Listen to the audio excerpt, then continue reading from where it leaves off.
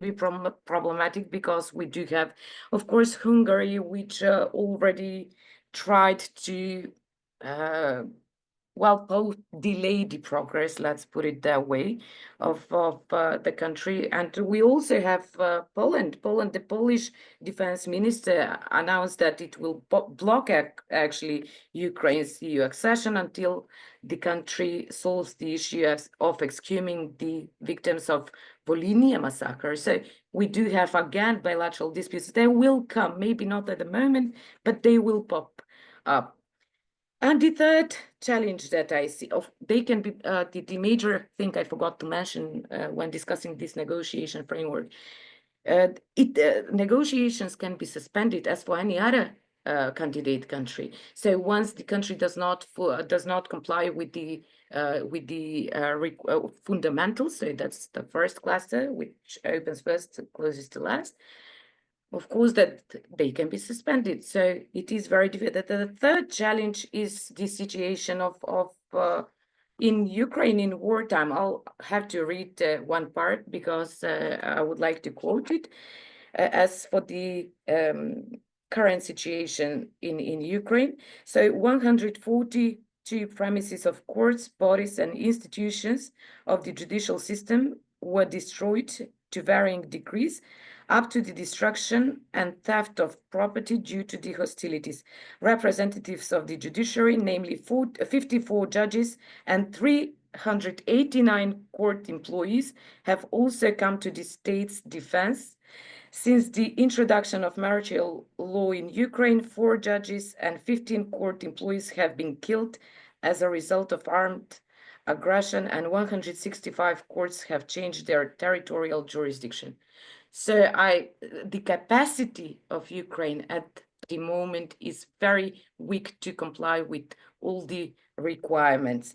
And of course, I'm finishing with this, not less important, of course, is the need for reconstruction of Ukraine once the war ends. I will finish here and welcome any question. Thank you. Thank you so much, Elena, for this great lecture. Any question?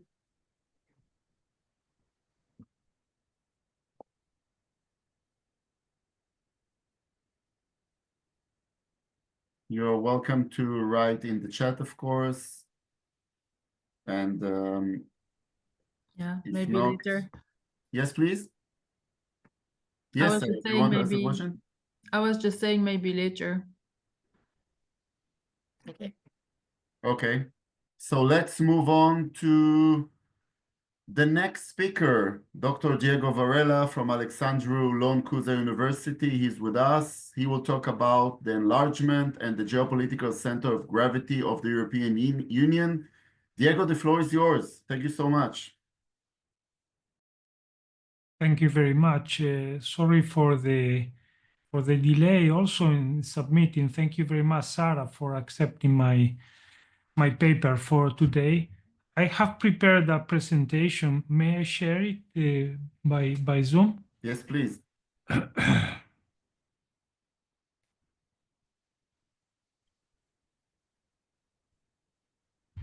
Okay.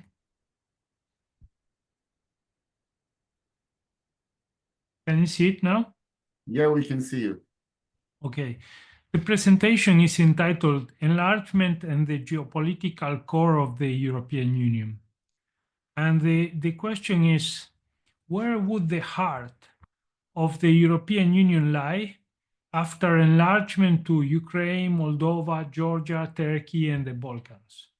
So this means this question is more about the internal politics of the EU, how it would be affected by such a large wave of enlargement to all the current candidate countries. Okay. Good. Let me. Okay.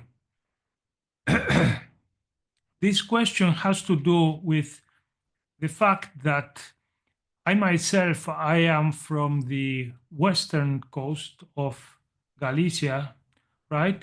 Dublin City University is also from the periphery of the European Union, and the university where I teach in Romania, it's also on the periphery, in this case, in the most eastern periphery of the EU. And I wanted to see the impact of enlargement on this core periphery dynamics inside the EU, and whether this would tell us something about the future of enlargement. And to do this, what I did was that using the populations of the member states, I tried to calculate the geodemographic center of gravity of the European Union in different periods, how it has evolved with enlargements, right? So we see in the years around in 58 with the Treaty of Rome, the center of gravity was in France, and it moved with enlargement to the UK, Ireland, and Denmark. It also moved with the enlargement of Greece, with the enlargement of Spain and Portugal, even with German reunification, right? It also moved the center of gravity of the EU, or with the accession of Austria, Finland, Sweden, and then with the large waves of accession of 2004 and then 2007 and the most recent one, but also with Brexit.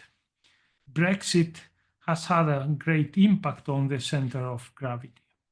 But this is a preliminary analysis, what I'm showing here. This is just based on population. This is a weighted average of the coordinates of member state capitals weighted by population. But if we want to calculate a real geopolitical core of the EU, we need to take into account the rules of the game of the EU, the treaties, the decision-making procedures of the EU, and the weights that they assign to each country. And this is what I did in the next slide. This is the core of the EU in 1958, when there were only 6 member states. And if you can see, the core is in Sarah's place, there in Belgium, right? And you can see the core in these red points there, red dots, where the core was at the start of the European Economic Community, right? It was centered right in within these 3 core countries, which were West Germany, Belgium, and Luxembourg, right? What happened with enlargement to Denmark, Ireland, and the UK? With this enlargement, the calculations, this is based on computer simulations, right? This is based on computer simulations of the decision-making procedures of qualified majority voting in the EU, and they calculate this mathematical concept of the core, which is a concept that gives you like a set of stable outcomes of the decision-making, right?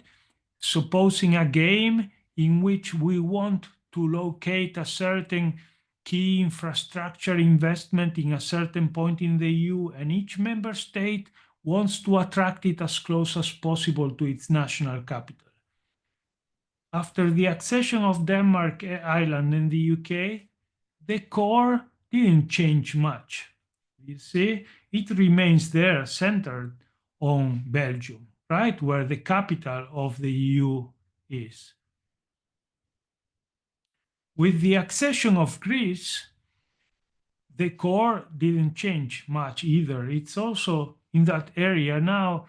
Even Paris joins the set of core capitals, but if they were to set a capital for the EU, either of these capitals could be approved by qualified majority and be stable, right? But what we see is that the core, this set of points, does not change much. With the accession of Spain and Portugal, the core moves a little bit southward, but still it remains in the same area. With German reunification, the capital of Germany moves from Bonn to Berlin, and this affects the core a little bit. It makes it wider, but it remains very similar. With the accession of Austria, Finland, Sweden, the core changes, the core capitals increase. Also now Berlin is a core capital, but what is the core itself? The set of the central points that would be chosen by qualified majority for maybe a new transport hub for the EU's or a major investment by the EU, it remains in the same place. With the accession of 10 new members in 2004, things change, move a little bit east. The core extends a little bit east, but this is still with the old rules, with the old decision-making rules that are changed by the Treaty of Nice.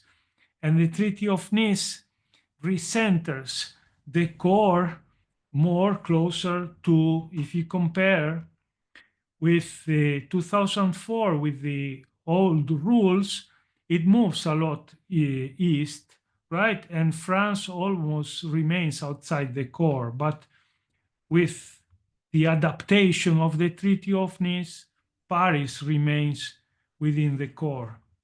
We see here a link already between enlargement and treaty reforms. With the accession of Bulgaria and Romania in 2007, the core moves further east, and with the accession of Croatia as well. But with the Treaty of Lisbon, this is corrected, right? That enters into force in 2014, the decision-making of the Treaty of Lisbon, and the core remains central there. It's in Luxembourg, it's still, and Brussels are still capitals within the core, within the heart of the European Union. Brexit is totally different, because Brexit cannot be controlled by the countries in the core. It cannot be vetoed by countries in the core. And Brexit indeed has an impact. After Brexit, for instance, even Brussels is not within the geopolitical core of the EU, right? Brexit is something that you cannot control, or maybe you can expect it, but you cannot stop it, right? What would happen with enlargement? This is the question.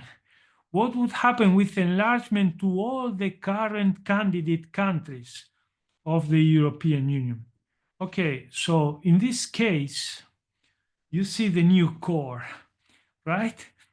And you see that this is not good news for Belgium or for Paris or for Luxembourg or Amsterdam, because the new core now it's more centered around Vienna, right? Around the what would be like the Austro-Hungarian Empire, right? The new geopolitical core. Is this feasible or not?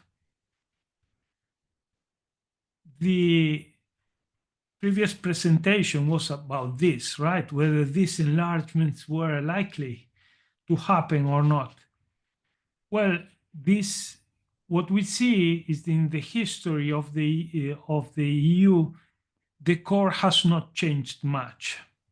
And the reason for this is that the current members of the core, they control the enlargement process and they control the conditions of enlargement.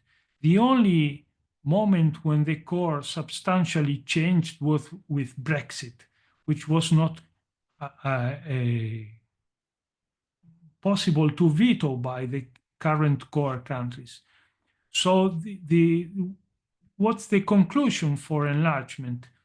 That the previous speaker, she said that she doesn't think that enlargement will happen in the near future. What I say is that it will certainly not happen under the current rules. So if enlargement is to happen, the problems are not only with wars, like you mentioned in the previous presentation. The problem is also with the internal decision-making of the European Union. If Turkey, if Ukraine, if Georgia, very large countries join the European Union, this alters the internal balance of the Union, the geopolitical balance of the Union. And because it is current member states that control the conditions for the accession of new members, what I foresee is that this enlargement, if it's ever to happen, will also bring with it some reform in the internal decision-making procedures that will safeguard the interests of the current members of the core. Sarah, so you don't have to worry so much that the capital will be moved from Brussels to Vienna. Thank you so much, Diego. Let's move to our last speaker before the questions. I'm honored to introduce Professor John Nomikos from the Research Institute for European and American Studies. He will talk about the EU security challenges, the Balkan Peninsula. Professor Nomikos, the floor is yours. Thank you. Thank you very much, Mr. Ori Wertmann. I want to thank, Christian and Sarah for allowing me the opportunity to be, with you today in such a wonderful, conference about the European Union, challenges and so on. Well, as you understand, I'm coming from the Balkan region. I'm based in Athens, Greece, and I would like to, comment about the security challenges we face in the Balkan.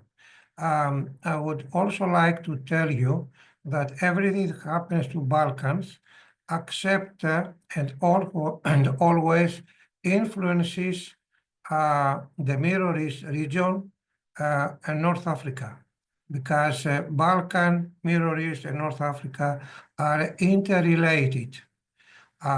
Lately in Greece, last week, we had some incident in Athens and Thessaloniki, because the Turkish organized crime, or mafia, if you prefer, is very active.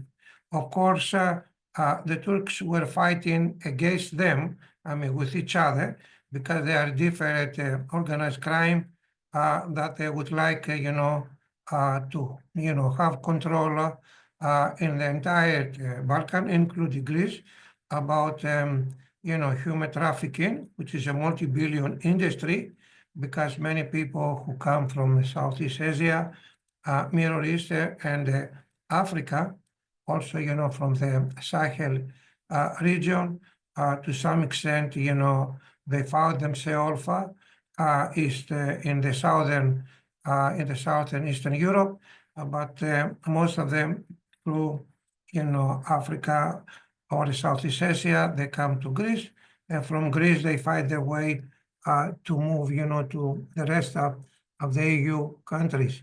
Now, like the rest of the speakers said, especially, Elena, if I'm not mistaken, the mistake here, Mrs. Elena Boseka, we have to realize that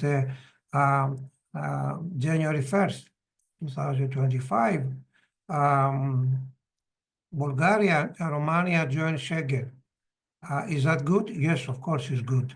But the point is, Now we need to have a stronger intelligence and security sharing among the Balkan states, which is quite different from the rest of the EU member state. On the other side, when we talk about enlargement in the West Balkan, I have to say that I'm optimist. I would like to see the West Balkan join the EU, right? I mean, everybody wants to do, because be a member of the EU, that means, you know, social, economic, and security stability. But we need to be realistic that this member, especially Northern Macedonia, or you know, even though Kosovo too, or Serbia, because sometimes we need to include Serbia in the agenda to see how they can join the European Union, of course, and Montenegro also to join the European Union. But the point is we have to pay some attention how these countries in the West Balkan must comply with the European Union requirement. And one of the things that I have to say is that this West Balkan state and the security arena, they must reform the security in the intelligence community, and they respect, you know, of course, the minorities that they have there. Because one of the most beautiful things that happen, be a member of the European Union, is the respect of the minorities. And if we don't see that, it will be quite difficult to keep the cohesiveness, you know, of the societies in the West Balkan. And just to give you an example, is about the Albania, you know, community that lives in Northern Macedonia. Sometimes they have some, you know, internal conflict in the country, in Skopje. If you go now a little bit above in the Bosnia-Herzegovina, you could see there, you know, that the cohesiveness of the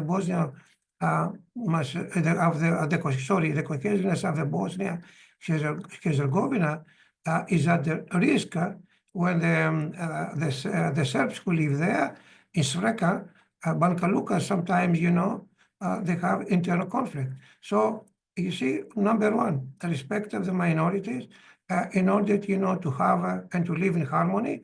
So if they join the European community, they don't have to bring the problems they face now inside the EU, which is not a good idea. But the point, of course, they have to, like I said before, to comply with the criteria. Now, as you realize now, one of the biggest threats that we face today on the security arena in the Balkan Peninsula is organized crime. Organized crime, I think, is a national security threat because, you know, it involves everywhere. You know, sometimes systematically they try to penetrate the public administration and then corrupt, you know, many public officials who are in charge to bring reform and to update, you know, the security agenda of this state, come close to the EU. Another thing, of course, is fight corruption. This is a problem not only in the Western Balkan, it's a problem that many countries faces. We face it in Greece too. North Africa, they face it, you know, in many countries in in the Middle East. So fighting corruption is a global problem, but if the Western Balkan want to join them, now is the time to reform the intelligence and security community, to collaborate and receive critical information from the other states inside the European Union and outside the European Union to see how they can do it.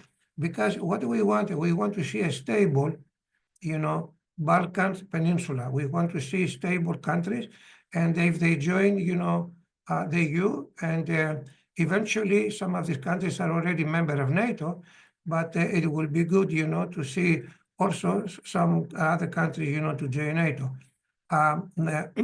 Number three, right now there is a lot of also on challenges after the you know, the latest development in Syria. Mr. Assad fled to Russians. So what we see, we might as a scenario, see a change of map in Syria and also in the Middle East. Right now, I would not say that we are quite happy to see the ISIS and all these jihadist group having a role in Syria, because some of these people who live right now in Syria from the jihadist, network, they're not so friendly to Israel. They make some statement about Jerusalem, and I don't think so. This kind of statement help the stability in the Middle East when Israel is fighting right now in many branches like Hezbollah and the Hamas, and now they have to face another front, which is how to stop the jihadist network against Israel. This is not going to help the situation as long as the jihadists are there. On the other side, the Kurds have played quite an important role also in the Middle East and also on the cohesiveness of the societies in the Middle East, which totally affect the Balkan state, because as you can see, Greece is a country between the Balkans, of course, and then North Africa and the Middle East. But we have to take under consideration that the European Union must be more active, to find a way to have the Western Balkan as soon as possible. Under, the consideration we just try to discuss, and all our speakers, to some extent, they just said what I'm just repeat myself right now.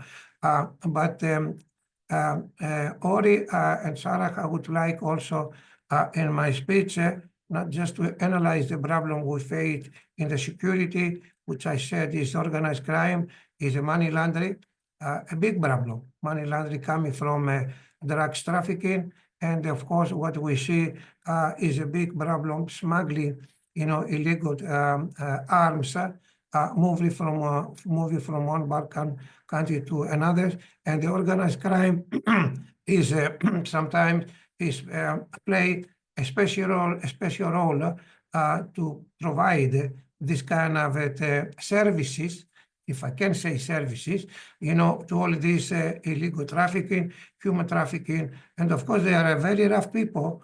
And as we saw that last week in Athens, when the Turks were fighting against the Turks, which is members of the organized crime on the Greek land. So, and then when we try to see how we can, solve the problem, but unilaterally is almost impossible to do that. So I would like to make some recommendation, which might help the brainstorming of our discussion we have in this beautiful, panel. One of the things is, as I said before, and I'm going to repeat myself, we need to, they need to find a way to reform the national and intelligence community in the West Balkan state. This is a priority, all right, related to the security issues. Number two, I think fighting corruption and money laundering is also very critical for the interests of the Western Balkan and to reduce the security challenges of the European Union. Also, there is a lot of discussion in 2025, in just a month, they discuss about, the creation of the European Union Intelligence Service. Well, do we need that one, such a European Union Intelligence Service? The answer is yes. Is this new EU institution going to be in conflict with the national security and intelligence services? The answer is no. The point is that we need to collaborate, and to share information, critical information, as soon as possible. And because we don't want to see EU, facing a problem like in 1991 in the Yugoslavia crisis. We see it in 2011. And so the EU really was coming behind, this crisis. And of course, the United States and some other states, they were coming here to extinguish the fire.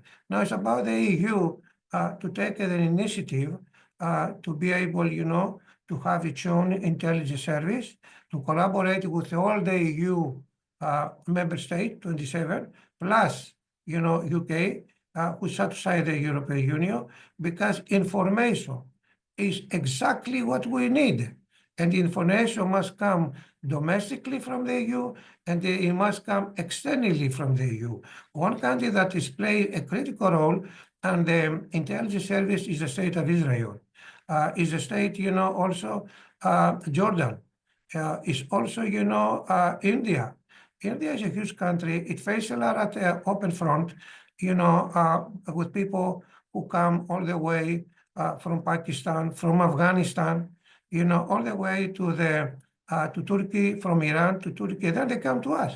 So do we need, to have information, critical information of the human trafficking before the people come here? The answer is yes.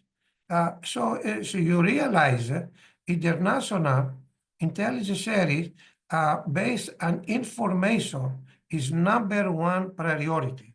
So when we heard about the European Union to have its own EU intelligence service, we should welcome the idea and not to see it as a competitive idea to our 27, national intelligence services. Nobody is competing anyone. What we need is to join our forces. And when I'm saying to join our forces related to the EU, security challenges, is to join by sharing information. Human intelligence is #1.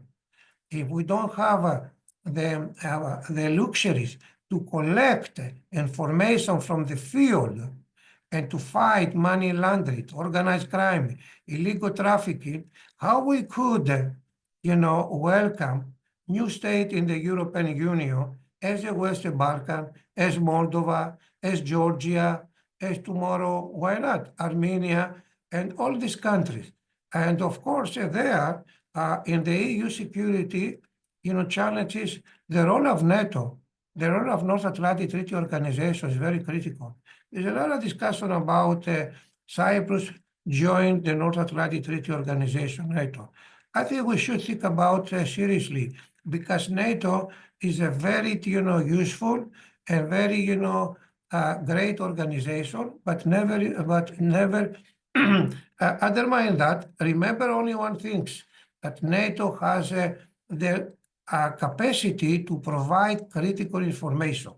So I use the word information many times because without information, we cannot provide any recommendation and any solution, to the stabilization of the region, such is in the Balkan. Now, of course, now we are going to have a new administration in the United States. Mr. Trump administration is coming on January 20th. And of course, we have also Canada, and we should, welcome the positive reaction coming from the USA and the Canadian intelligence community that they could provide assistance to us and to see how the transatlantic homeland security. We have USA homeland security, but the European Union Intelligence Service could play a special role, such as the EU homeland security. So whatever I'm saying, EU could, emerge all the EU member states as long as we have safety in the society, people prosper, and of course this could happen if the political system is fully mature to provide respect to the community, to respect to the human right, and of course, to provide, reform and democratic principle, and the EU security institution like the Europol and the EU intelligence service could collaborate together, and everyone, we need to join our forces and collect human intelligence to provide, as much stability and safety. So, just to conclude, my risk assessment, open sources intelligence,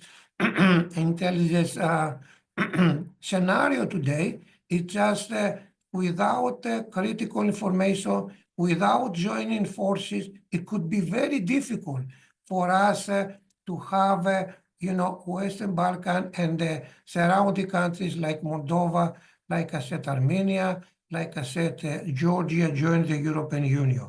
I'm optimist, but I'm realistic when I say that we need to have all these states comply with the EU criteria and to pay attention to the security and the intelligence, reform.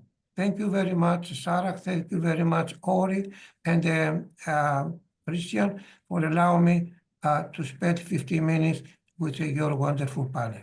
Thank you. Thank you very much, John. You're not, let's say, just optimistic. You are realistic with experience, I guess. So we don't have so much time for questions because we are sliding into our next panel. So if someone has a question, any question, because I see there was a very interesting debate in the chat. So I think maybe if someone missed it, maybe the question was to Diego. And if someone missed it, maybe Diego, you can elaborate on this.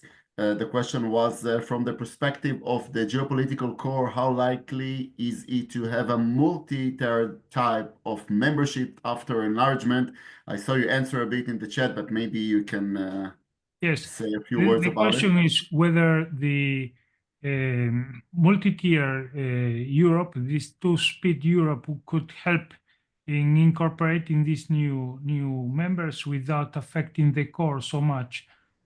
We've seen in the past with previous enlargements that treaties have been reformed to adapt for them. With the Treaty of Nice, that was not enough, and then with the Treaty of Lisbon.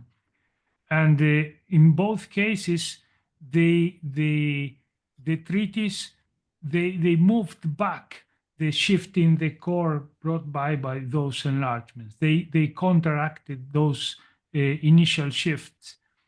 This two-speed Europe is interesting because in Europe already many of the new members are not members of the euro area, and they have no say in the EU's monetary policy. And they, until recently, even Bulgaria and Romania were not even part of Schengen. So this two-speed Europe is very real. But very interesting is this idea of Macron for a new European political community, I think, right? Which I believe could provide for the possibility of enlargement, the market of the European Union without giving those new members equal voting rights with the current members, right? And from a geopolitical standpoint, from the point of view of Macron, it makes sense that he's the one that brings forward these kinds of ideas, because France would be the main loser from a geopolitical perspective from this enlargement to the east. This is what was discussed on the chat. Thank you so much. Any more questions before I give the floor to Sarah to conclude this great session? I see a message. Yeah, from Sarah, less inclusive for further voices. She says, yeah, thank you, Sarah. I had a quick question for Elena. I mean, it's not a quick question, but maybe you can give us a summary of your thoughts. So how do you think the possible enlargement to Ukraine is going to play out in practice? Thank you very much, Sarah. I don't think that it, as I mentioned, that it will happen anytime soon, but that's quite well known, of course. How I think it will progress, it very much depends on what happens on the ground with the war, how it progresses. The EU is, of course, trying to work on this even during the war, even in these circumstances. However, I think it will, well, again, it very much depends on what happens, but it may get stuck once the real it progresses further with the negotiations, because once even the situation changes, then all the other requirements will kick, because now everything is in a way adapted to the situation in Ukraine, and then all other requests, for instance, protection of minorities, human rights, and many other things, which will be, I would say, EU would be a little bit stricter than it is now in these circumstances, when we do have the situation and the maritime law, and it is quite different what happens at the moment because of the martial law. Sorry, so it is very different how it is assessed now and how it will be viewed once the war is over. Everything will change, and when it will be over, we still don't know that even. So many years, I would say decades to go until Ukraine becomes part of the Union. Thanks very much, Elena. Thank you.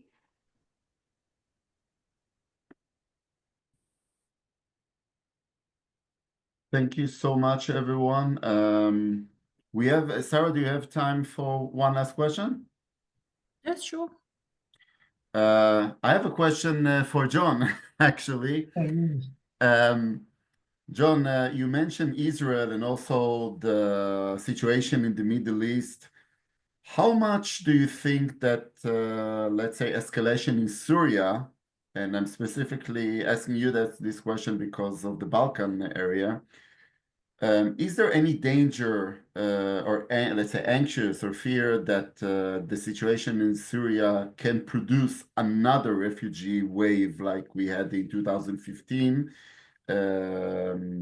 resulting from, let's say, if the situation in Syria will be escalating? And what do you think? What are the prospects, and what is the atmosphere right now in the Balkan and also in Greece regarding what's going on in Syria right now? Okay, very briefly, what we see lately, we see a big convoy of Syrians who were living in Turkey to go back. All right, that was very good. Now, on the other side, what we see now in Greece and the rest of the European Union, that the Greek member states start temporarily, I hope, to go through the political asylum criteria for the Syrian refugees. For some reason, I don't know why, but if this is going to continue, you might find some Syrian refugees who are living in the EU member states, including Greek, stuck. Number three, to be honest with you, Oria, don't worry so much about the flow of the migrant come to Greece from the Southeast.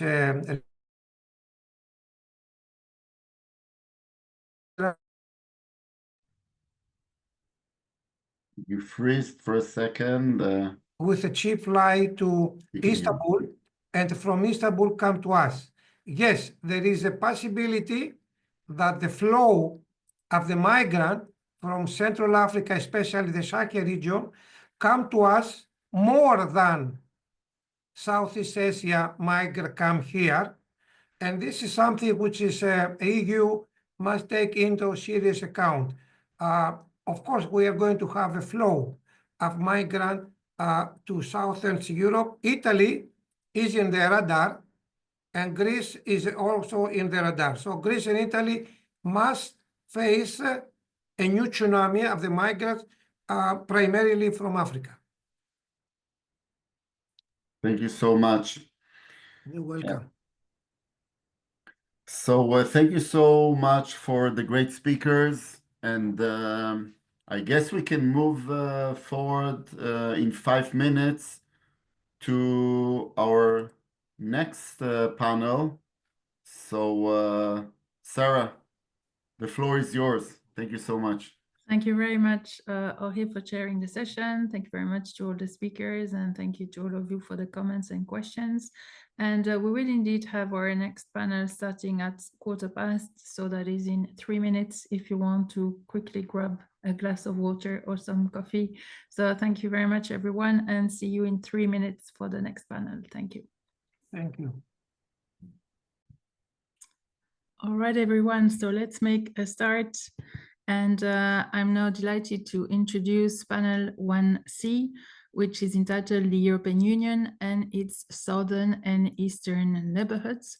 And I think that's indeed a very relevant topic, as you might have heard that there are discussions around this concept of neighborhood for the European Union. Does that really make sense to have a European neighborhood policy, or should actually be should that policy be split perhaps in two different portfolios in a sense? I think there are a lot of really very pertinent questions to discuss there. But I think there are also some common challenges in the two neighborhoods, so it also makes sense to discuss them together. So there's a slight change in terms of the running order of the presentations. We will start with what is the last presentation on your program, because Evgeny Romanovsky has to leave earlier. So we will give him the floor first and then take any questions for Evgeny, and then he will be able to be on his way. So Evgeny Romanovsky is based at Charles University in Prague, and he will be talking about Chechnya's instability and the European Union, security threats and policy responses. So Evgeny, you have the floor. Sarah, thank you very much. Do you hear me well? We hear you fine, absolutely. Thank you, because sometimes I have problems with dynamics on my computer. Okay, nice. So thank you again for letting me to begin with. So as Sarah told, my name is Evgeny Romanovsky, and I'm dealing with Chechnya case for quite a long time. But firstly, I spent some years researching Chechnya's internal Russian problem. Now I have the opinion that Chechnya actually becomes more relevant in case of European politics. And I'm going to tell you why it is so. So firstly, Chechnya is a region which is have a potential security threat for European Union, since a lot of Chechens living in European Union, particularly in such countries as Germany, Austria, France, and a lot of people from the Chechen community remain not integrated into European communities. That means that they share a lot of mythologies about themselves, about their own history, but they also believe that there is kind of threat which comes from the outsiders to them, and which also prevails them to fully integrate and to trust to European structures. Although we have a lot of examples where Chechens are very well integrated into communities, into European communities, and they also taking action, for example, when carrying some kind of local policies in the place where they live. But nevertheless, I do I do not just put the question whether Chechens are security threat in Europe by themselves, but it may become so if something will happen in Chechnya itself. I'm talking actually about Ramzan Kadyrov, who is a leader of Chechnya nowadays, and he is not just authoritarian ruler who himself, as he said, healed Chechnya from the traumas of the past and the wars which were ongoing on Chechnya territory for last several dozens of years, even hundreds of years.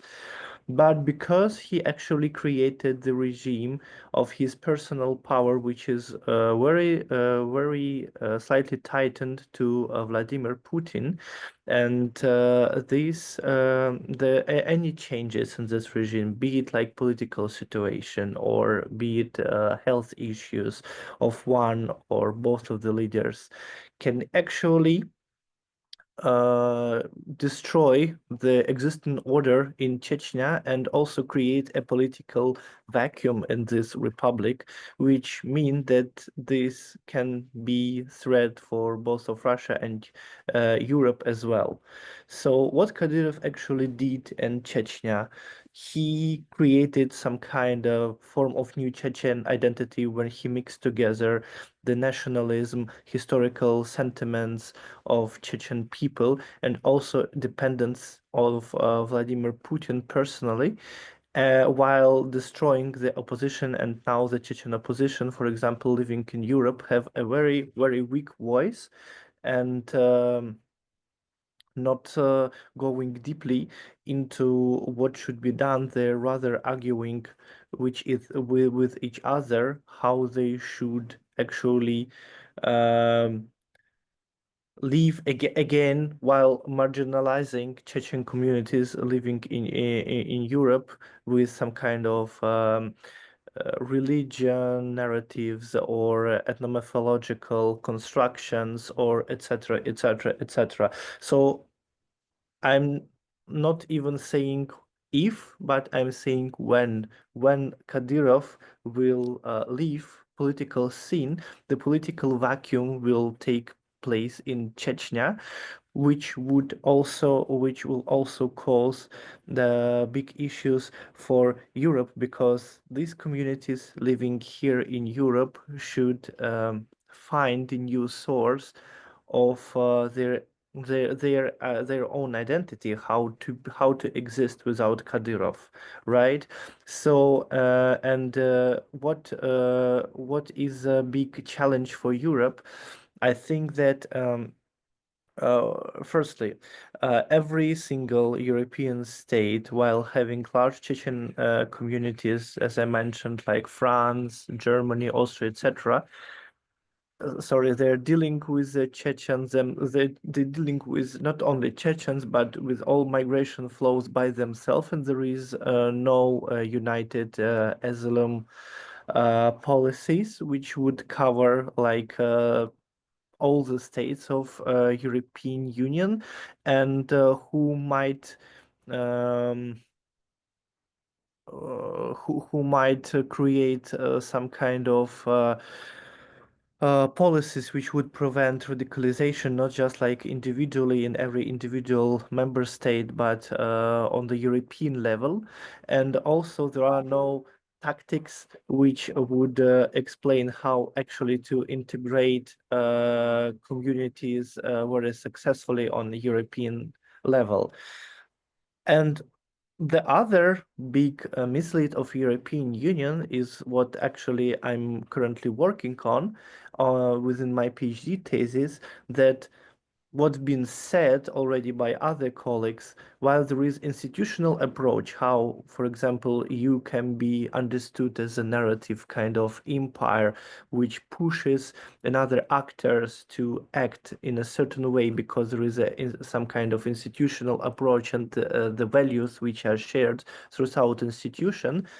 There are also non-institutional approach, which works perfectly when in case of such regions as Chechnya, where there is no direct influence of European Union policies. Because for European Union, Chechnya is just like a region inside the Russia. So when having the policies towards Russia, it's about Russia itself. It's not about Russian regions, which might be like very, very different and which needs sometimes this individual approach.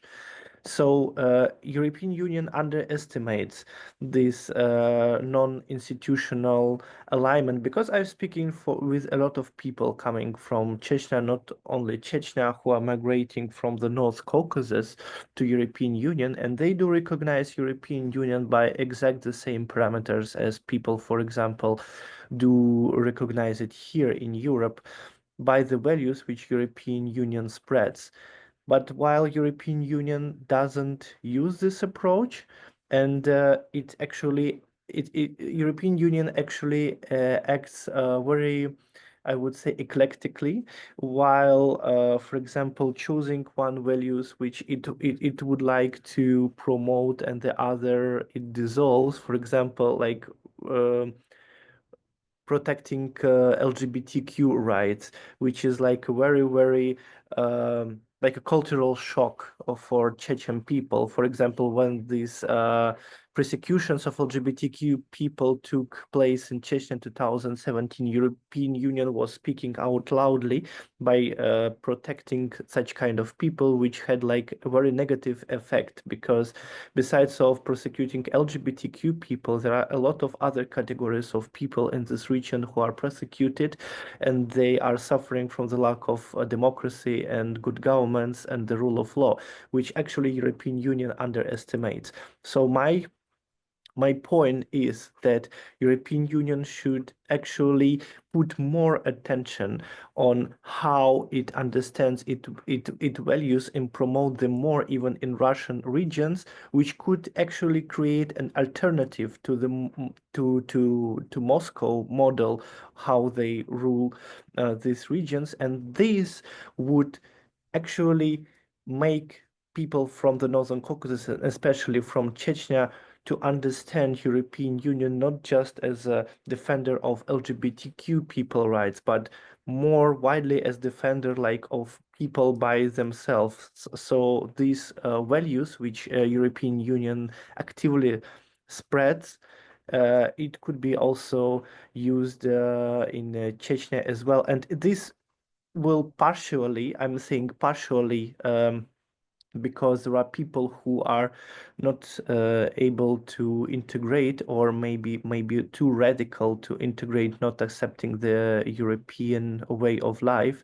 So this will partially also prevent the radicalization of these people who are living here and who are marginalized. But at the same time, I believe that European Union should strictly secure its borders, and it should be able to defend itself from radicalization, and have zero tolerance for those who don't accept these values. So again, I think that Chechnya is very important not only for Russian but a broader European context, since it gives European Union the opportunity to rethink actually its global role as an actor of defender of human rights and providing good governance and democracy, and while also securing its borders and working with marginalized communities on its territories. So this was everything from my side. Thank you. Thank you so much, Evgeny, and a very interesting presentation, because we don't hear indeed so much about Chechnya and you know, the position of the EU towards Chechnya and the conflict there. As Evgeny needs to go, are there any questions or comments for him? We will take them right now.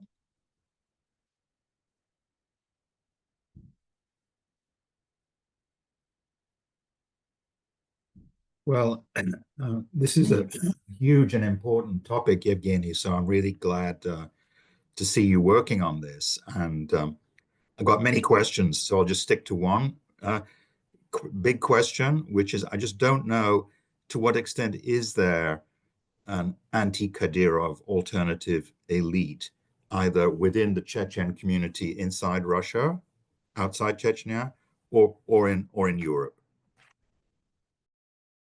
Okay, so is there any other questions, or I should answer on this one and then we might go to the next one? Yeah, you can answer. Yeah, Right. thank you. Okay, thank you. So, thank you for your question. Actually, when speaking about internal situation in Russia, it's rather it's not possible to trace because people are so scared that they cannot actually say what they're really thinking because they might think that even like if you're a researcher that you're conducting some data which might be published elsewhere else and they might have a problem, so they're not actively sharing about their current position.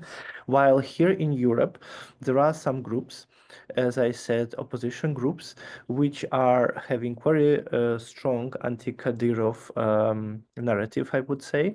But the thing is that rather that they are giving some kind of alternative, they're actually fighting each other while arguing like which lifestyle should true Chechen people, as they assume, lead in order to be like recognized politically and also like spiritually as a leader, like as might be like successors of Chechnya, but their influence is so small because there are a lot of groups of them. Chechens are like really small nation, and these communities are very slow. They're like conflicting with each other.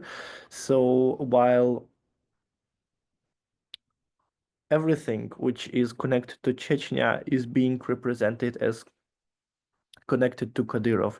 He is actually the one who decides what means to be Chechen and wants to be non-Chechen, since he actually grabbed all the powers in his own hands.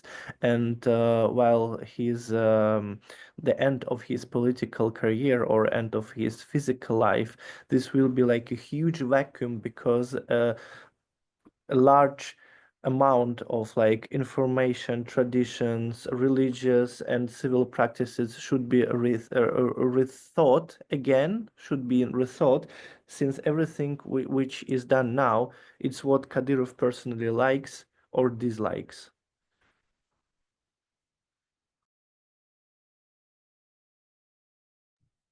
Thank you very much. Evgeny, any final comments or questions?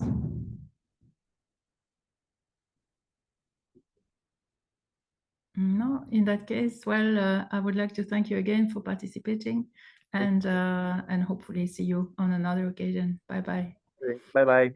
Thanks very much. And we will now move on to our next presentation, which is, sorry, I'm on the wrong page of the program, which was on the program, the first presentation for today. And it gives me, for this panel at least, and it gives me great pleasure to introduce Professor Galia Lahav from Stony Brook University and Professor Peter Rutland from Wesleyan University. And I'm very happy, I have to say, to see Galia. I've been reading her work for many, many years, but actually I had never had the opportunity to meet you. So it's really nice to finally meet at some Feel point. the same, Sarah and Christian. Thanks very much. And today they will be talking about the European Union and the Israel-Palestine conflict. So you both have the floor. So Okay, we're going to so- let Peter open up. Yeah, so we'll do 7 or 8 minutes each, and I have a PowerPoint to share. Thank you. Yeah. So hopefully you can see that. Yeah. Could you perhaps put it in the full presentation? Slideshow, yeah. And Gonna I get have cat envy, I have to say, Peter. Yeah, cat comes. So for some reason it's not.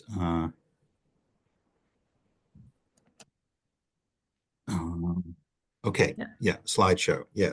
So this paper is very much a work in progress. So we appreciate the chance to get feedback from this audience across the Atlantic, and it comes out of our concern. I mainly work on Russia and Ukraine, and I wanted to look at how the Gaza war was impacting European responses to to Ukraine.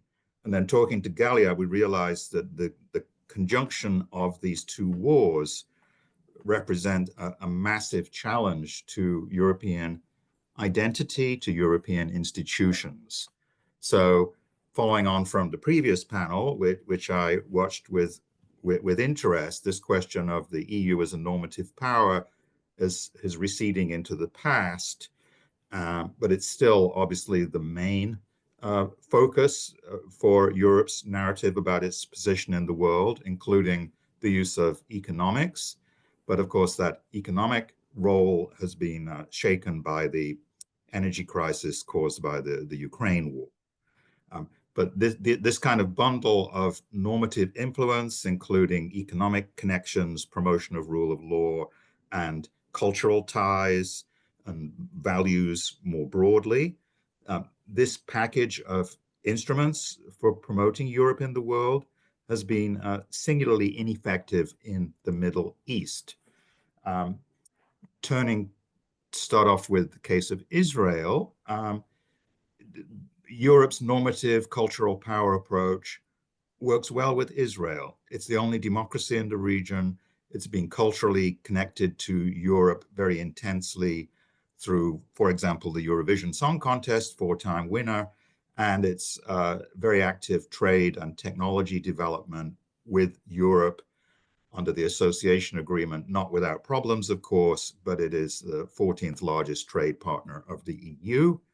And none of that is unfortunately true for relations between Europe and the Palestinian Authority or the Palestinians more broadly. The EU is a major source of aid, but capacity building has been ineffective, and the rise to power of Hamas, a terrorist organization in Gaza, fundamentally undermines those European efforts to build economic and cultural ties with the Palestinians.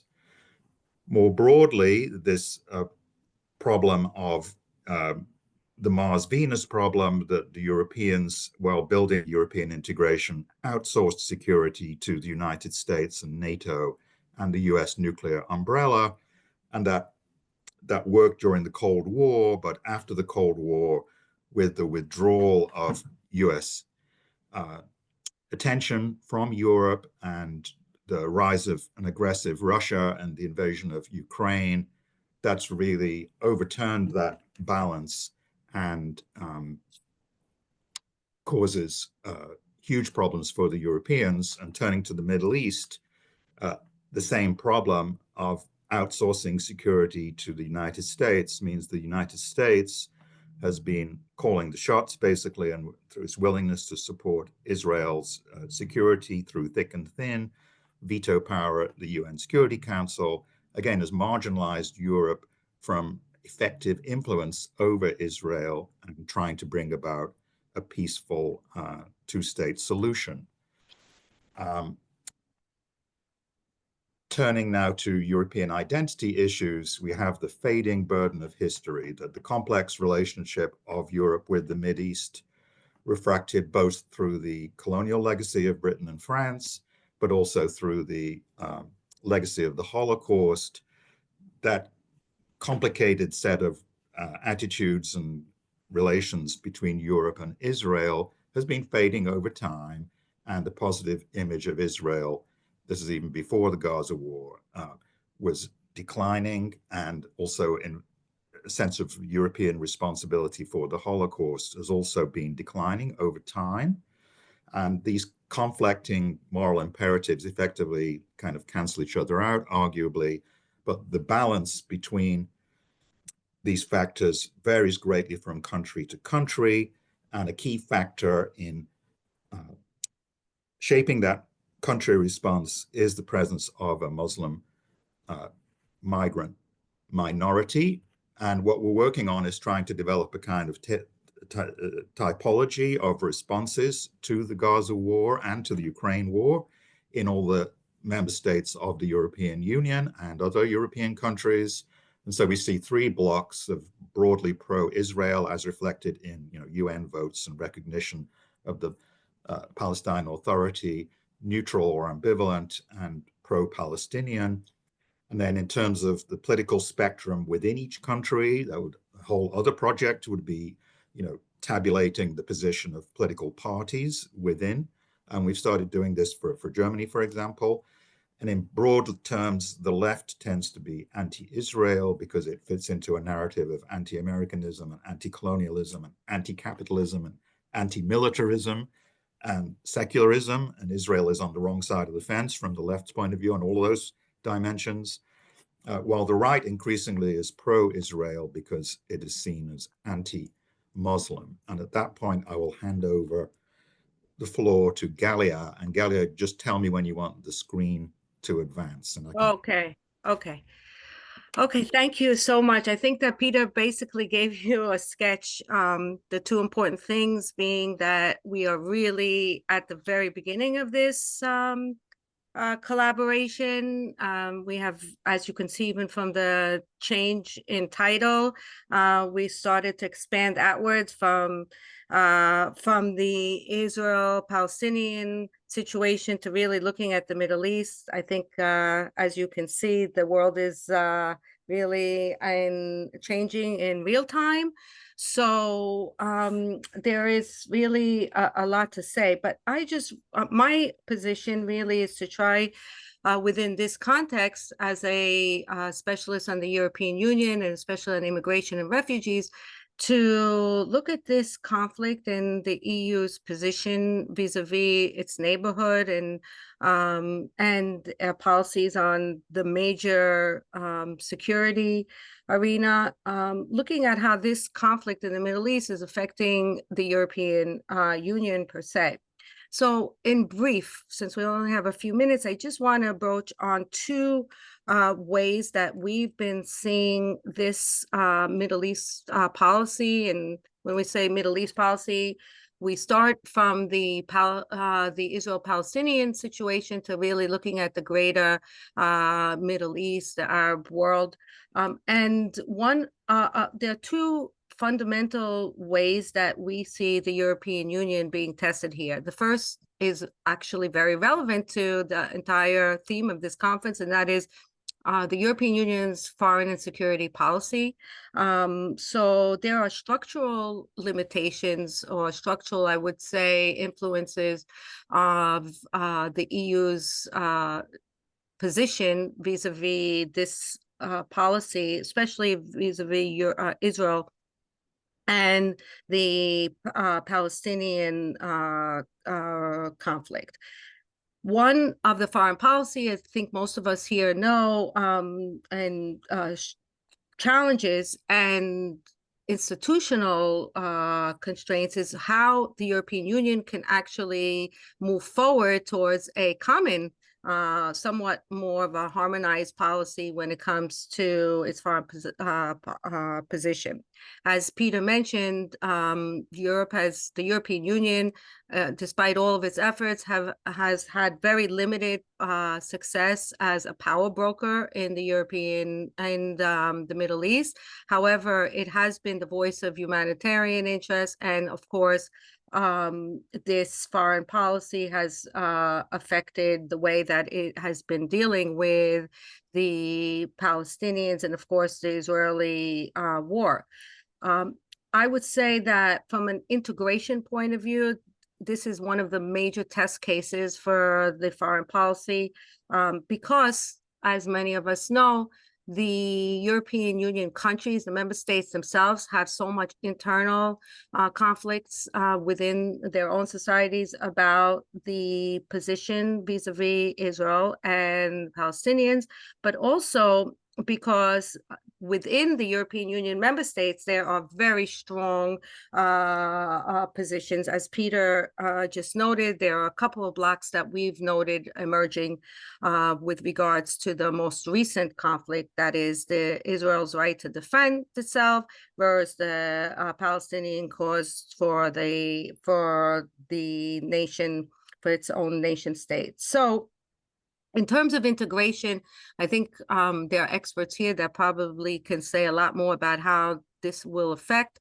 common and security policy, and of course, the conflicts with Borrell before can tell us quite a bit about some of the diplomatic challenges that the EU has in dealing with this conflict. But what I want to just really talk about more specifically is the demographic challenges. And that is that Europe, I think the European Union in dealing with this specific issue, the conflict in the Middle East, is finding itself testing its own identity, the European identity, of course, some of its own values, whether it comes from the values of, as Peter mentioned, of its historical past from colonialism, fascism, all of the humanitarian interests that and civilizational interests that Europe has tried to represent is certainly challenged in this conflict itself. But what I see is the largest challenge to its identity is the demographic interests. That is the changing demographics that Europe is dealing with, and how this affects societal conflict internally that also influence all of these member states to take very different positions still on this conflict, and not only different positions, but constantly changing positions. So just a couple of things that I want to note. What I think that many of the European Union countries are looking at across the board is obviously a very large increase over the last 70 years of, or at least since its emergence as an actor, has been a change of societal cleavages, not only between the old and the new, but also, oh, Peter, can you please change? Sorry, I have to. What I would like to say, something very important, is the change that many of us don't even think about of its Jewish population. Despite the very limited numbers after World War II, I would say that Europe and the European countries, many of the Western European countries, had a substantial number of Jewish population, and Europe at some point was had diverse pockets of the Jewish diaspora, and what we've seen is that this has been almost lost completely, as the Jewish really the large Jewish communities only live in two different parts of the world today. That's Israel and the United States. So today, the estimate is that there is about 10% of Jews that live in one of the European countries.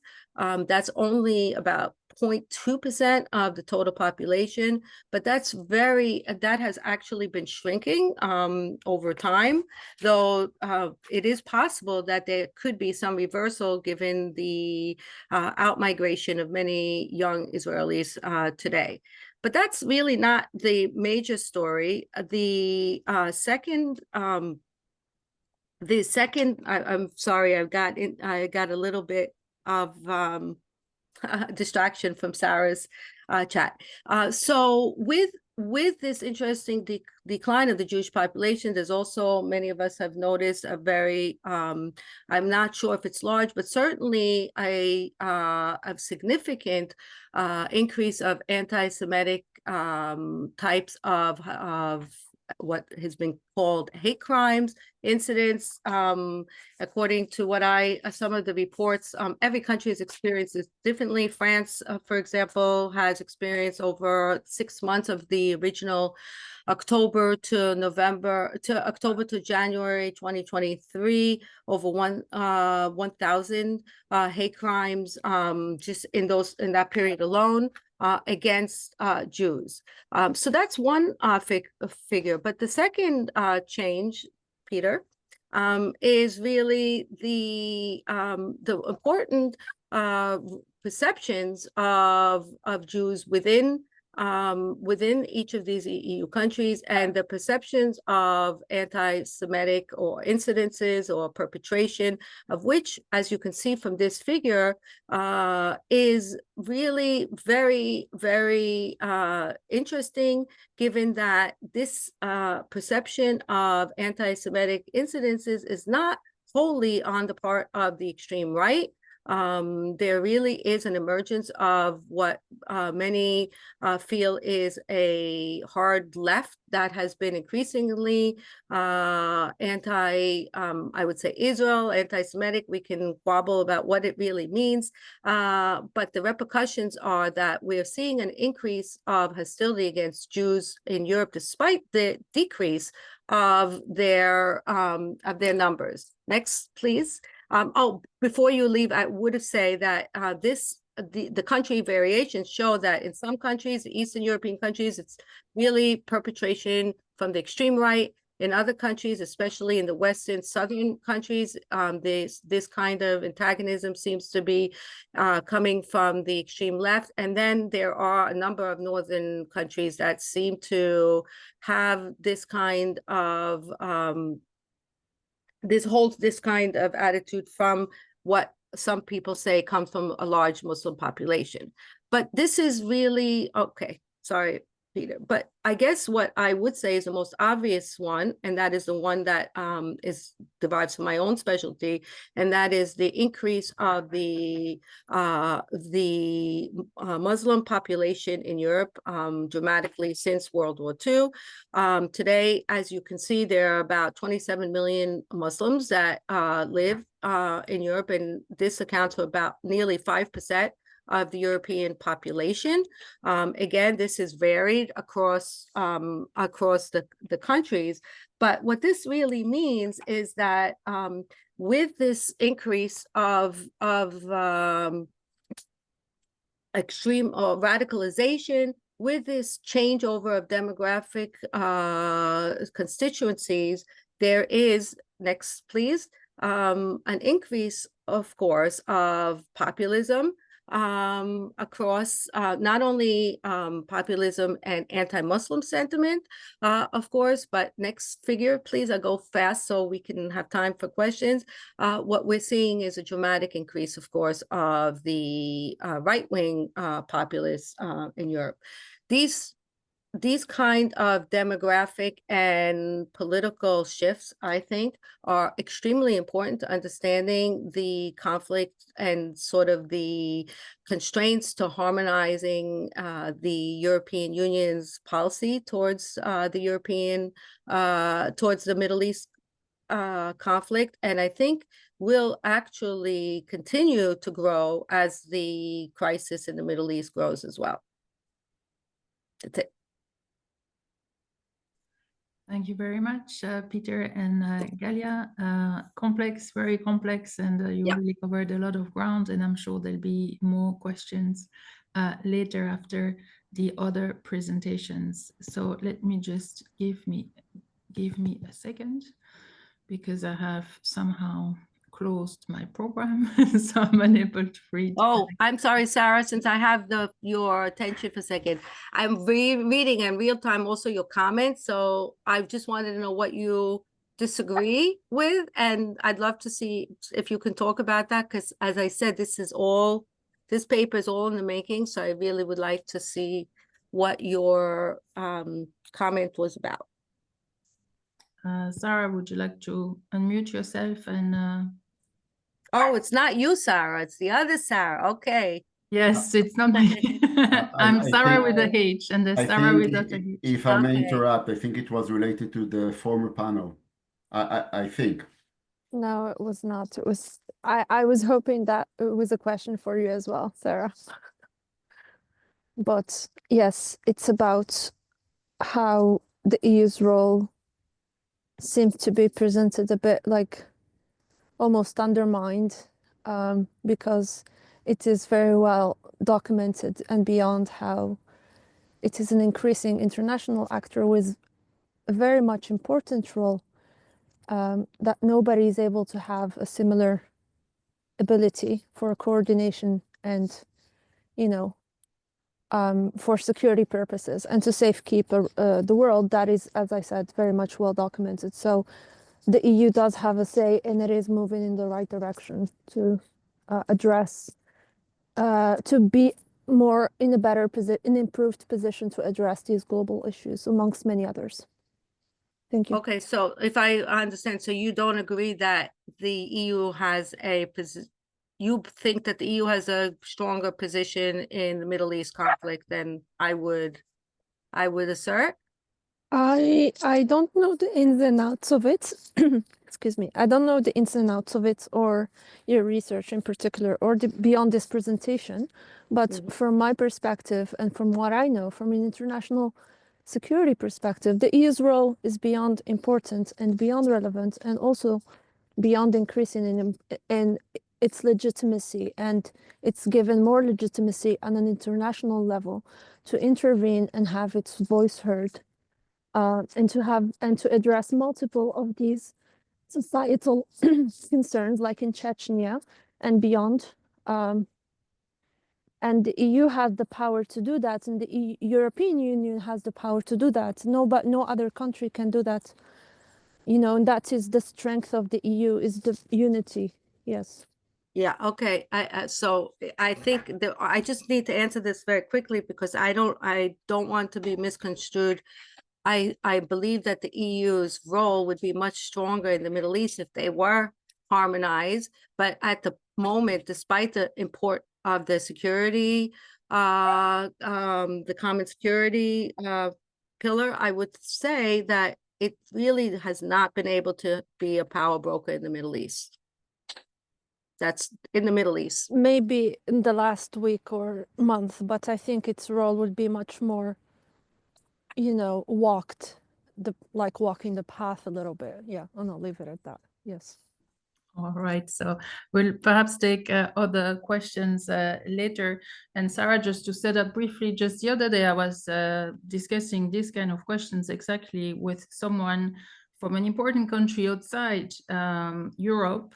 And actually, he couldn't even understand my question initially about the European Union. And then this person just said, the EU has no nuclear deterrence. So the EU is nobody on the international stage. So, amongst EU specialists, we love to talk about the importance of the EU, but this is not widely shared. So it's not to say that the EU is not achieving anything. That would be a bit sad for all of us who've been studying it for many years, but I don't think that it's always perceived as being an important international security actor.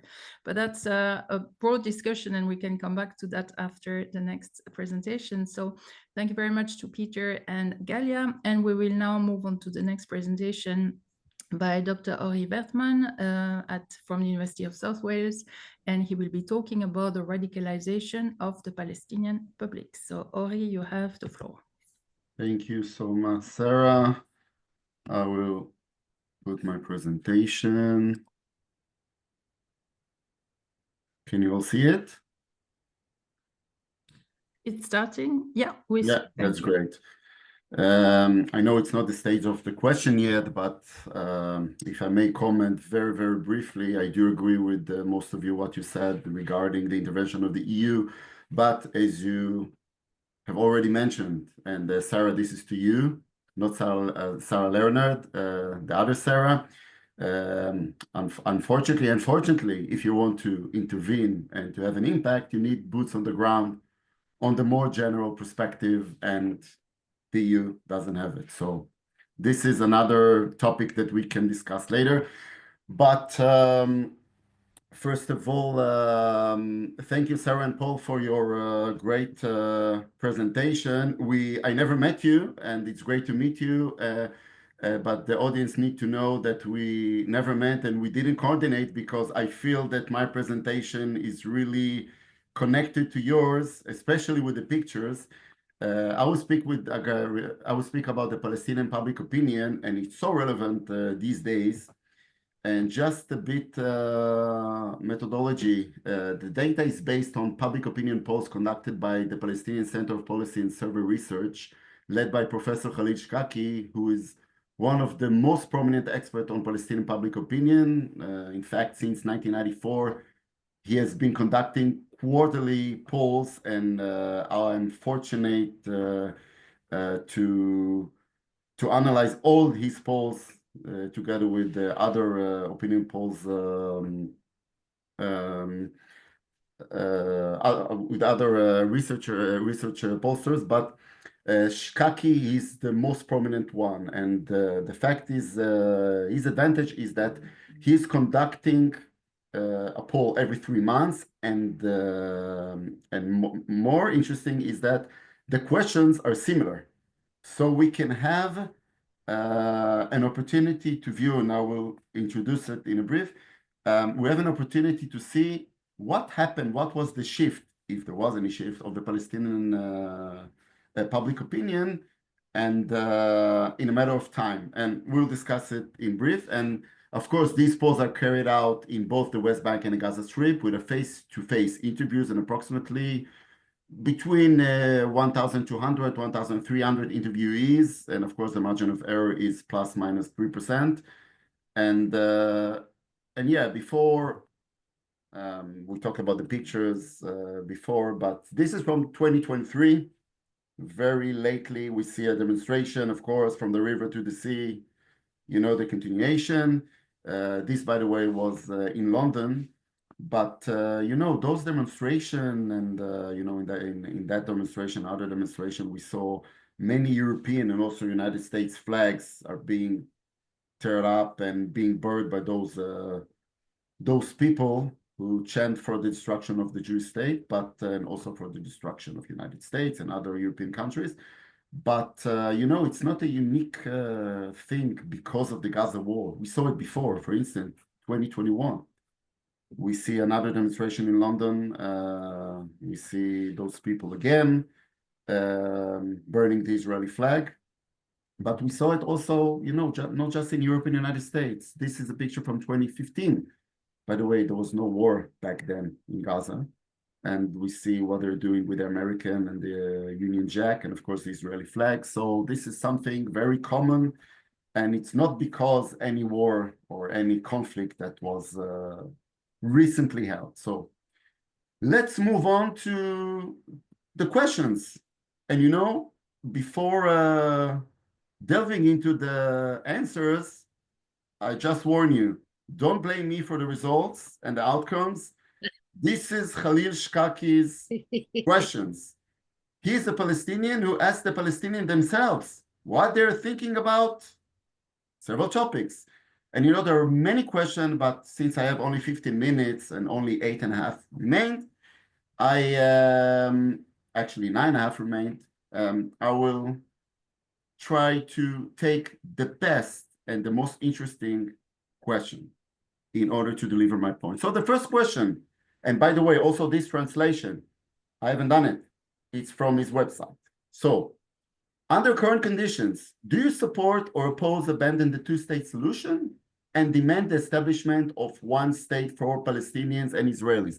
I know it's a really tough question, but the actual question here is, are you in favor of the two-state solution?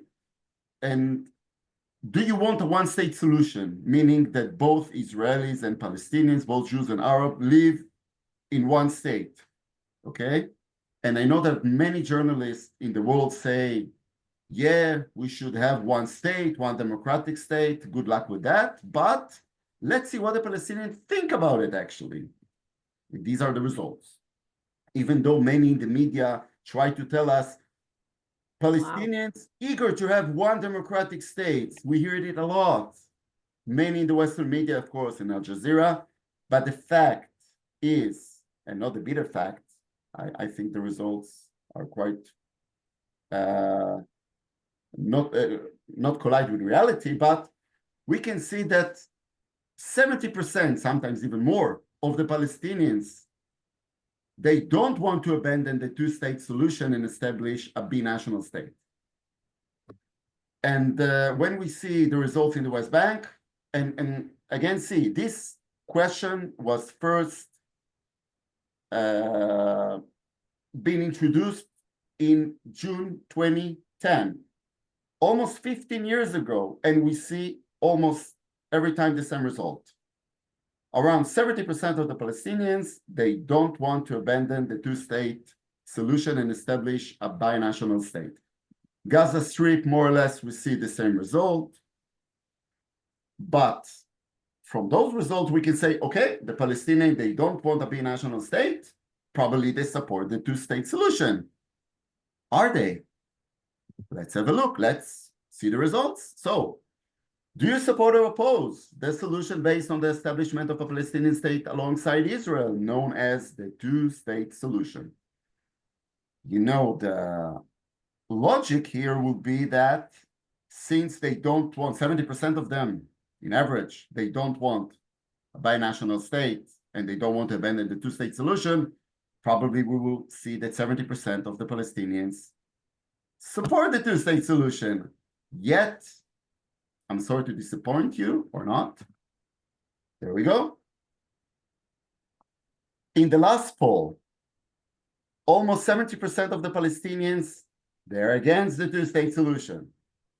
We can see, you know, at the beginning, you know, when this question has been introduced in September 2012, like 12 years ago, we see there was a minority that supported the two-state solution. The majority supported the two-state solution, but it was a very margin.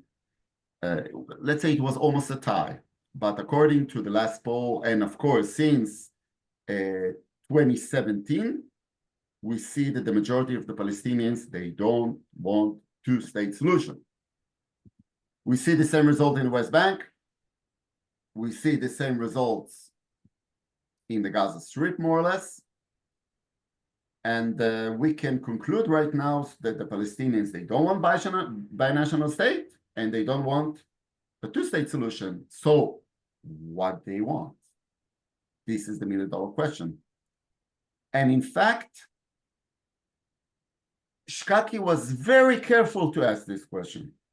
So I needed to take a similar question from Pollock, Professor Pollock, who passed away, unfortunately, I think 2 years ago. He did very interesting polls. He was a senior researcher at the Washington Institute, and he asked the Palestinian population, also our population, a tough question. And let's see the results. So which should be the top Palestinian national priority during the coming 5 years? He asked whether it's all Palestine, two states, or one state. Shkaki asked it once in December 2023, the poll just after the terror attack of October 7th. Shkaki asked, if the choice is left to you, which of the following solution you think the Palestinian people should seek to achieve? And more or less it's the same, but here are the outcomes. So, in the West Bank, we can see that 70% in the last poll of Shkaki from December, just a year ago, 70% of them, they want all Palestine, meaning the no Israel solution, okay? They don't want binational state solution. They don't want two-state solution. This is what they want, all Palestine, no Israel solution. This is a fact. Again, don't ask me. This is what the Palestinians think according to their own polls, okay? No one can blame Israel or someone in the States or in the UK that they fabricate the polls or they were responsible for the polls. This is a poll by a Palestinian, a very notable one, who asked the Palestinian society what they think. We can see more or less the same result in the Gaza Strip. And again, vast majority support the no Israel solution from the river to the sea. You know the continuation of the sentence. And let's move on to different kind of interesting question, a bit of Palestinian politics. Before we'll introduce that question, people say, many also in the West and Europe, yeah, Israel should collaborate with the Palestinian Authority. They're the sole representative of the Palestinian people. But when we ask the Palestinian people and try to find out what they think, a different picture being introduced. So, are you satisfied or not satisfied with the performance of Mahmoud Abbas, Abu Mazen, since his election as president of the Palestinian Authority? The first time Shkaki asked this question, I think, was in 2005, when Abbas was elected. And you can see, according to the last poll in June this year, almost 90% of the Palestinians, they don't want him. They don't want Abbas. They are dissatisfied from his performance. And we can see that since the operation in 2014, something changed in the Palestinian public opinion. And today, the Palestinian public, they don't support Abbas and the Palestinian Authority. We see the same results more or less in the West Bank. You see, even in the West Bank, when Abbas and the Palestinian Authority rule, they don't have the support of the people. Of course, in the Gaza Strip, they lost the support before, something around the end of 2008. Again, there was another operation, another conflict, armed conflict between the two sides. And this is a very interesting question. If a new presidential elections are to take place today, and Mahmoud Abbas was nominated by Fatah, and Ismail Haniyeh was nominated by Hamas. By the way, Ismail Haniyeh is no longer with us. Whom would you vote for?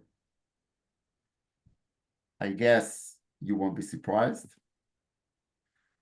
According to the poll from June 2024, just half a year ago, Haniyeh was, I think he was with us back then. Had there was a democratic election, he would win around 80%. So the Palestinians want Hamas. Okay, this is we see the outcome in front of our eyes. We see the results, and people will say, okay, probably in the West Bank, Abbas is even stronger because he rules there. Not necessarily. Again, 90% will vote for Haniyeh, will vote for Hamas. Of course, in the West, in Gaza Strip, we see a different picture. It's it's funny. Abbas is a bit stronger in the Gaza Strip than in the West Bank. So, again, I told you in advance, don't blame me. I see I have 1 minute or 2 minutes. I will try to make it fast. If new election agreed by all factions are held today, and the same list that took part in the last Palestinian election were nominated, for whom would you vote? Again, I will give you a spoiler. They will vote for Hamas. We can see that Hamas gets almost 50% of the vote. We see Fatah in the yellow, around 25%. I can tell you that it includes also the people who said that they are not going to vote, or no, I will vote for no one. And also including other third parties, for instance, the Popular Front and the Third Way, they will get maybe 1%, 2%. The same results we see in the West Bank. You see again, West Bank, Hamas, if there are a democratic election in the West Bank, Hamas is going to win 100%. We see it here. And same thing in Gaza. And in the Gaza Strip, all the time people say, no, the people of the Gaza Strip, they are hostages by Hamas. So why they're voting for him? Not just in 2006. Another question, very fast, in your view, what is the best means of achieving Palestinian goal in ending the occupation and building independent state? Are it through negotiations with Israel, or peaceful popular resistance, or armed action? The Palestinians, almost, let's say 55% of them view, according to the last poll, half a year ago, view the armed action as the best element to achieve the Palestinian goals. But it's not just because of the war occurred right now. We see that the majority, most of the times, this is what they support. They support armed action in order to achieve their goals. Same result in the West Bank, more or less. Same result in Gaza, even more severe. And this is maybe the million-dollar question. Concerning armed attacks against Israeli civilians, not soldiers, civilians inside Israel, meaning to conduct terror attacks, you know, entering a bus and blow yourself with women and children, civilians. What the Palestinian people think. And we can see, actually, Shkaki stopped asking that question before October 7. And this is a really, let's say, zigzag table. It depends when he asks that question. But in before October 7, we can see that almost 60% of the Palestinians support terrorism. It's a pure fact. But when the same question, when we divide it into the West Bank and the Gaza Strip, we see a totally different outcome. While in the West Bank, in most of the time, they are against terror attacks against civilians inside Israel. In the Gaza Strip, we see a different picture.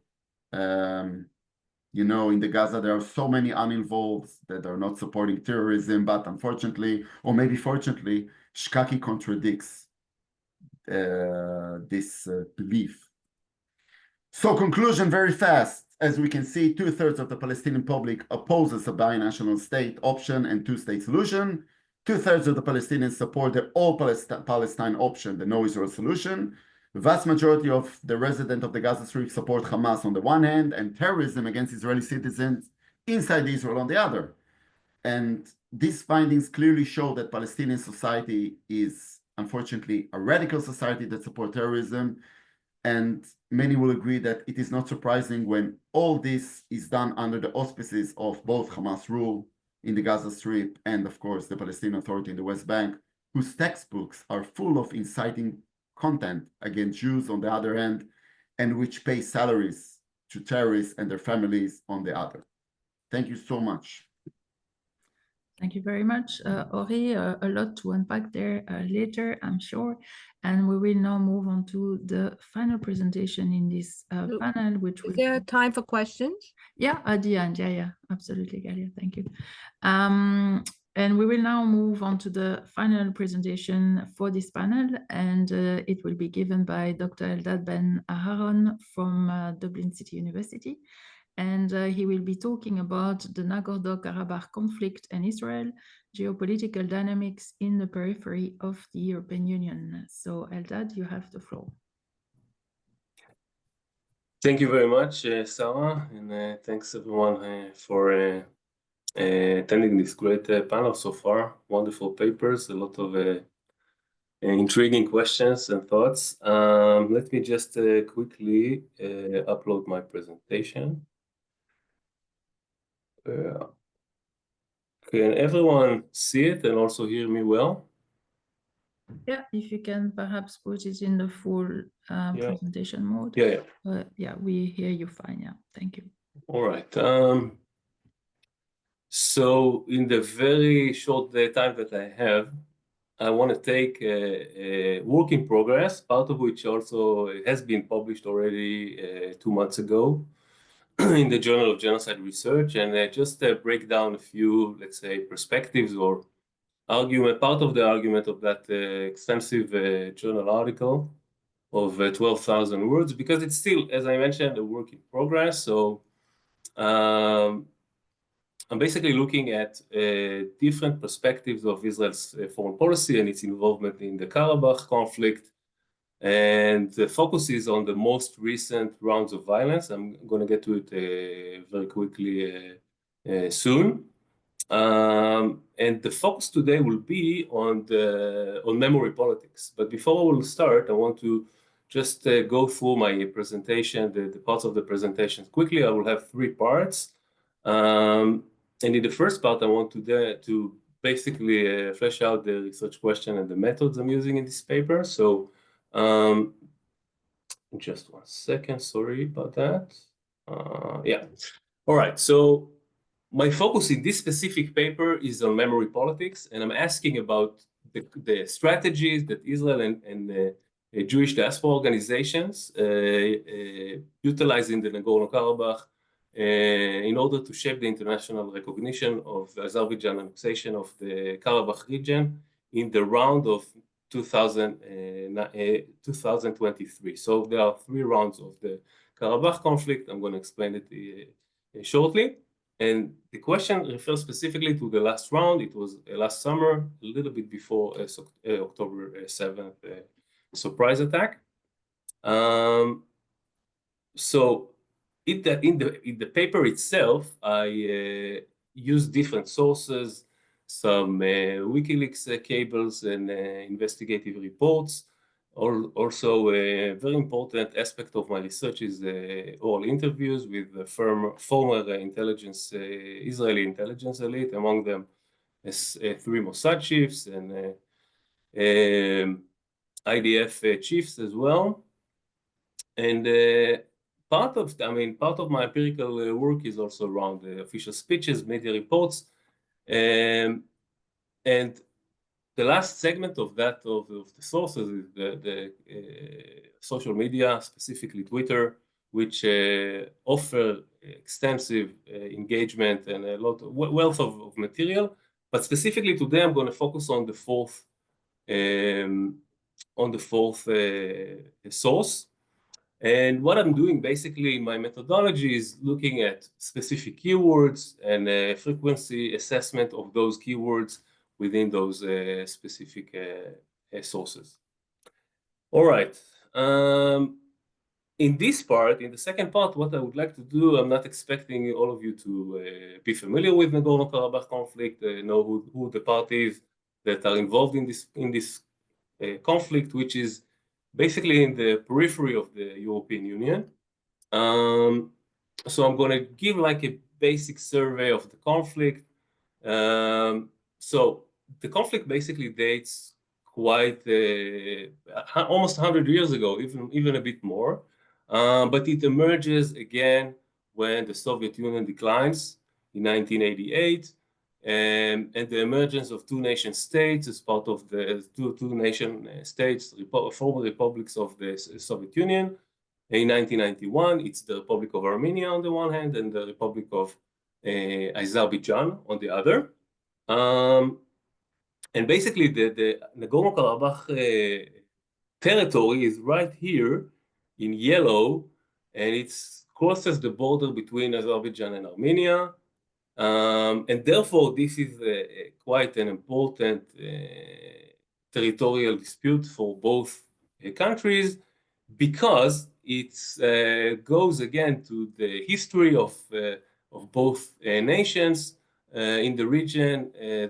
Both claimed that they were the indigenous people in the region, therefore they claimed the rights to resident there. Okay. But the question is basically who has the right to control Karabakh, okay? So right here in this slide, I put like a sort of a timeline how the conflict emerged from 1988 until 2023. So in the first war, basically I will maybe go to the next slide, it will be easier. So in the first war, which took place between 1988 and 1994,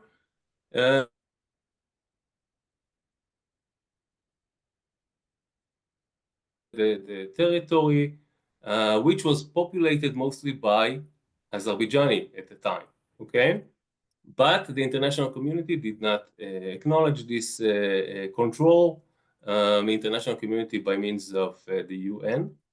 I'm not going to get into all the resolutions of the UN against against Armenia hold of Nagorno-Karabakh during this period, but I will say that it was not internationally recognized by also the European Union and the UN. And the conflict that from that point on, from 1994 until 2020, was called as a frozen conflict. Okay, so some escalations here and there and so on, but nothing too dramatic. And now we are moving on to the more interesting part, which is the second Karabakh war, which emerged in 2020, in the autumn of 2020, during the Corona period. So after quite a lot of, I won't say huge escalations, basically Azerbaijan launched an attack on Armenia and seized the control of most of Karabakh, with the military aid, substantial military aid of Israel and Turkey, which reported back then in international media that Israel and Turkey helped Azerbaijan substantially with military aid and arms. And after 2 months, basically, the momentum changed and Azerbaijan took control of most of the territory. And then in between 2020 and 2023, the Armenians that the indigenous Armenians that were still living in Karabakh, what they call Arakash, found themselves in a situation where they were in a blockage, slowly deteriorating, and claims for ethnic cleansing and genocide were made. And now the focus shifting into that period in time, the summer of 2023, and this is where my empirical part comes in, and this is my focus on the empirical part that comes a little bit later. Just one more slide about additional context about Israel. So I just talked about the conflict so far, but I didn't mention Israel.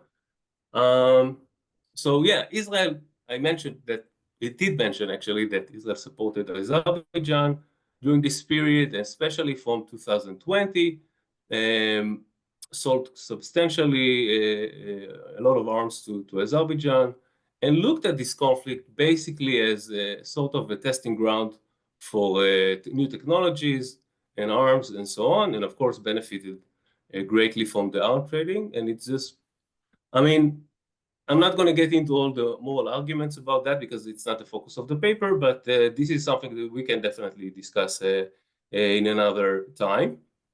But it's important to mention here one more thing that makes Azerbaijan and Israel so close. So basically, just one second, I'm sorry.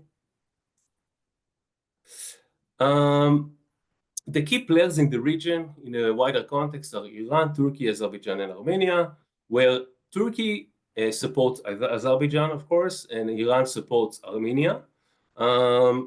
It's not an obvious choice, but because Israel also comes in here and supports Turkey and Azerbaijan, Iran takes, and Armenia, of course, takes each other, and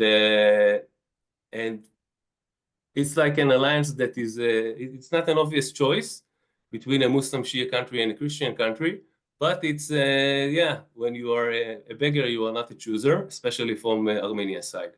So the strategic thinking is basically built on the periphery doctrine and the circle theory, which enhances Israel's relations with non-Arab countries in the wider Middle East. And this is the 2.0 version of that theory, which enhances relations with Azerbaijan instead of Iran. Let's say, the 1.0 version of the theory, Israel enhanced the relations with Turkey and Iran, but after the 1979 Islamic Revolution, Israel was looking around for different partners and different allies and so on, and Azerbaijan fell exactly into that rubric, and together with Turkey became very close allies throughout the last 30 years of Israel, with of course ups and downs in the Israeli-Turkish relations, but I'm not going to get into it. But the idea is that the Islamic Revolution and the Islamic identity, Islamic character of Iran pose a significant threat not only to Israel and of course the nuclear plan is not only a significant threat on Zionism in Israel, but also on the Shia identity, secular identity of Azerbaijan.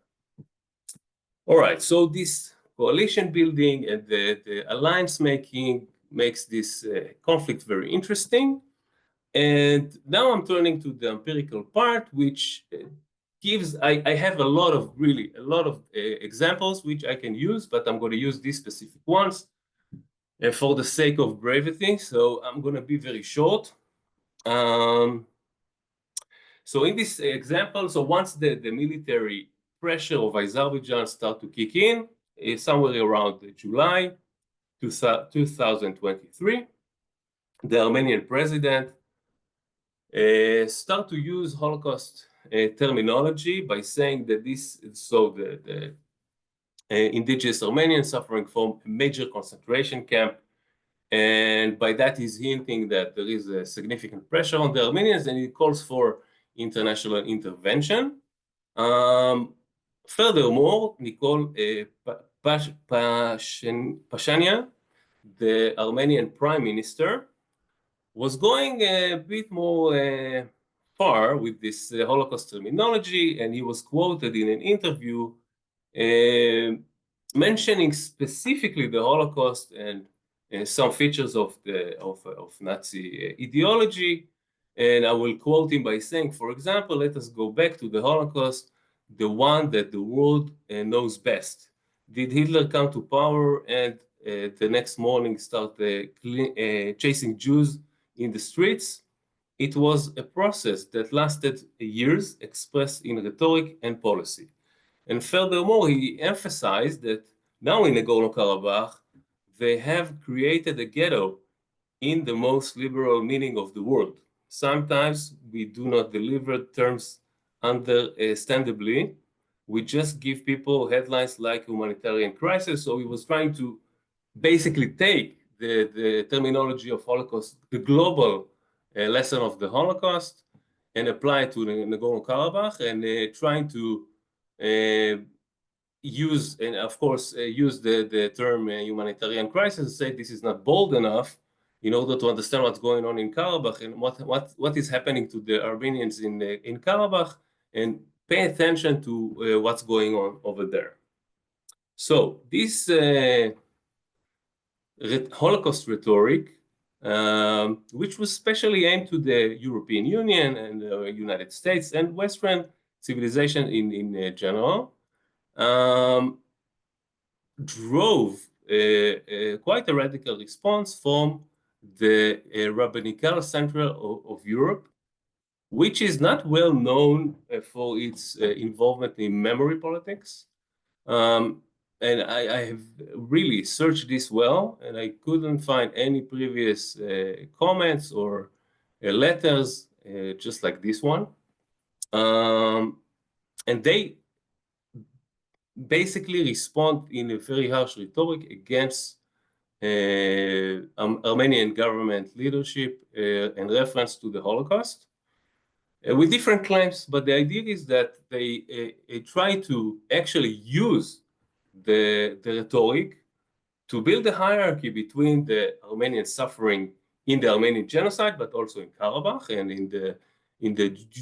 during the annexation of Karabakh in 2023, and try to argue that this terminology is not applicable to any other suffering of any other nation or people. And there are great, of course, quotes here.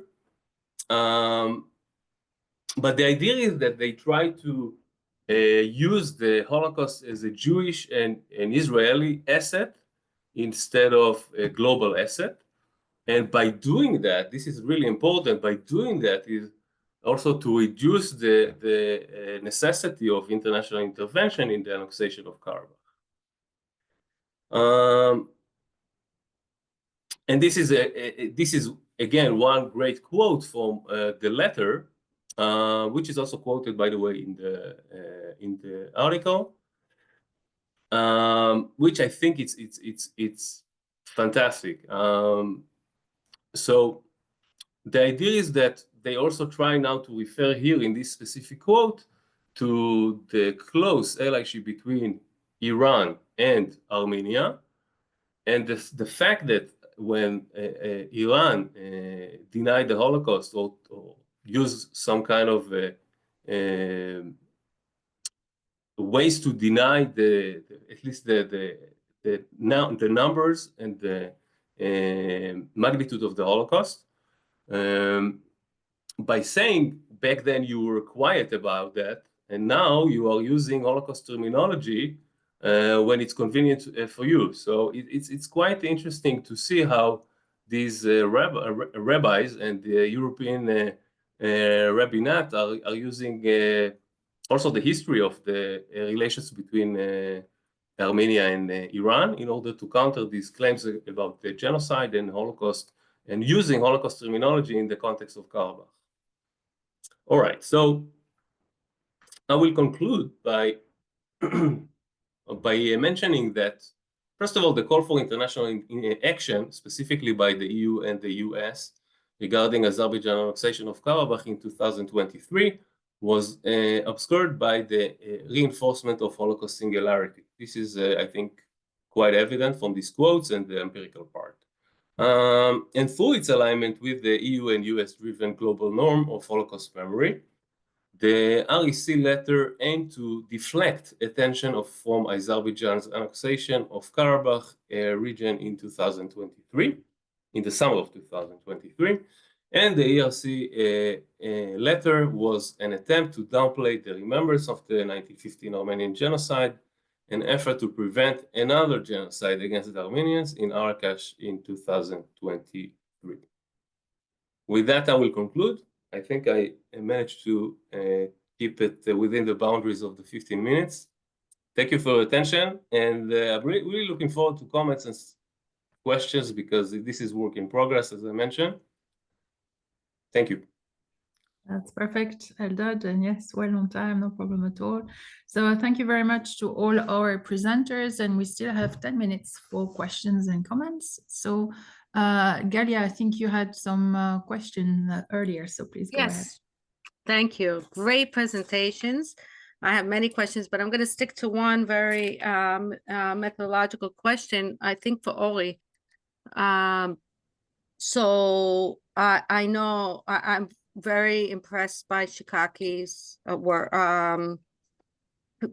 Shikaki's data set, and over the years that I've met him, I understood that most of his public opinion data come from very special collection within people's homes, right? They actually go to people's homes to collect the data, and so maybe this is a minor matter, but I'm just wondering, in after the October 7th and sort of the complete new displacement, how is Shikaki actually able to get even any public opinion data? Does he collect it from sort of the war front? I mean, how refugee fund? I would imagine that that would be very compromising for him.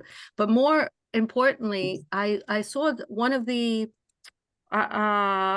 in the longitudinal data in 2006, it seemed like the Palestinians, especially, of course, in the Gaza, but I think also in the West Bank, expressed much more radicalized sort of perceptions that they want the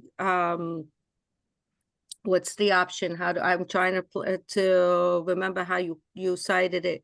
The option of no Israel state was much or more violent approach was much The element how to favored. achieve their national priorities. Exactly. Through I'm struggle. Exactly. Sorry. That was it's very important in this context to get the wording right. So would you say that that could be very much influenced simply by the fact that Hamas basically consolidated its power then? I've always struggled. I agree with you. Shikaki's work is really reputable. I think he's a great researcher, but I'm always wondering about the actual Not like his brother. I'm sorry? Not like his brother. Oh, I don't know too much about that. But what I do know is that I just find it very questionable that the data, the public opinion data, is actually following the sentiment or is following and that's why we get the constant trend lines that are somewhat erratic. I will explain. Okay. First of all, I will send you the presentation like you asked. Thank you. Of course, my pleasure. Two things. First, regarding the reliability of Shkaki's polls, there was recent, I think it was almost a year ago, less than a year ago, that there were allegations by Hamas that they fake Right. Shkaki's outcomes in the Gaza Strip. Mhm. But he denies it, okay? And it is true that he doesn't reveal, he hasn't been revealed, he hasn't revealed his he said how he collect his data, but the inside, he didn't let us the opportunity because it's a professional secret and we can understand it. But there was allegations that it was fake. I guess again he denies it, and also even though the situation in Gaza right now is severe, what I understood that sometimes they go to hospital and they interview people, and of course they try to stick to the distinguishment. Someone lived in that area of the Gaza Strip, in that city, and so on. But I'm a very modest person. We have, as scholars and researchers, we have what we have. This is the outcome that he provides, and we trust him that he's doing a good job, and I think he's doing a great job. And also we can see the trend during the years. But yes, regarding to your the second question, sometimes we see the graph jumps differently. We see it a lot in times of war, in times of military operation, let's say in the Gaza Strip. If the society supported, let's say, supported more Fatah than Hamas, when there is a conflict and we see the polls immediately conflict are up, we see the support of Hamas rise up. However, I call it the slap effect or the punch effect, better slap effect. Why? Because when someone slaps into your face, your cheek is very, very hot. Okay, also the hand, but the cheek is very hot, but everything is very hot, but it cools down. So actually, it happened also in Israel after a terror attack by the Palestinian organizations. The support for, let's say, back then in the Oslo Accords, the support for the opposition was stronger after a terror attack. But in the second, after a month, when they conducted another poll, let's say that the cheek was cooled, and we saw that the outcomes, the results are similar to what happened before. And we saw it again. Also, we see a similar thing, similar phenomenon also in the Palestinian society. However, what is very interesting here that after October 7, and even a bit before, it doesn't happen anymore because the support for Hamas is even more stronger and even solid. And we thought that we will see in some question change. There are changes a bit, but we can see that it's a very solid public opinion in favor of Hamas following the October 7. And moreover, and it especially happened in the West Bank. We thought that maybe in the West Bank, the situation is better and the Palestinian Authority rules there. So no. In fact, they're supporting more Hamas than in the Gaza Strip. Again, this is according to Shkaki's polls. Just a quick question. Did they do anything since Hanaya's death or murder? Since Hanaya's death, yes. Any polls? Is there any changes? It's quite hilarious because they asked regarding Sinwar. And Sinwar got the same results, but in the next poll that should be published very soon, they need another candidate. And let's, some will argue that maybe in the next poll, they will need the next candidate, but let's see. But the same results, but yeah. Can I ask a counter question? Because Galia asked me a question. Sure, If it's okay, That's Sarah? the Israeli way, I guess. Yeah. So if I may give a comment, I saw your presentation, by the way, it was great. I think it would be very, very wise to delve more into the, let's say, the elections results, because I'm very, very familiar with the elections results because I'm a freak of polls and freak of elections. I was happy that in Israel, I was sad, but at least Eldad knows it. At least when we had so many elections in Israel, we had more things and more excitement, so, and more statistics from myself. But what I'm saying that in the UK, I think you wrote reform 0.2%, Oh. if I do recall. It is true that they, in the last election, I think, Sarah, correct me if I'm wrong, they got 5 seats and in total of 630, something like this, if I do recall.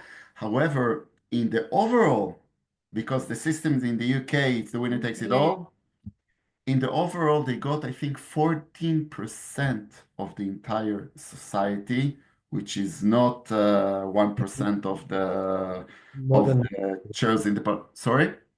even more than that, Reform overall in the vote share was 2% behind the Tories.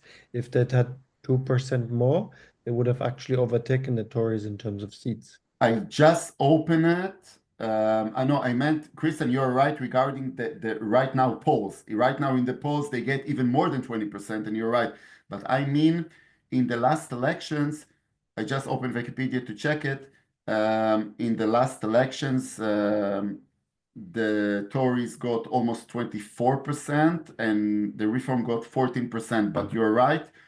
In the opinion polls right now, we see that the Reform and the Tories are almost tied, and the Labour,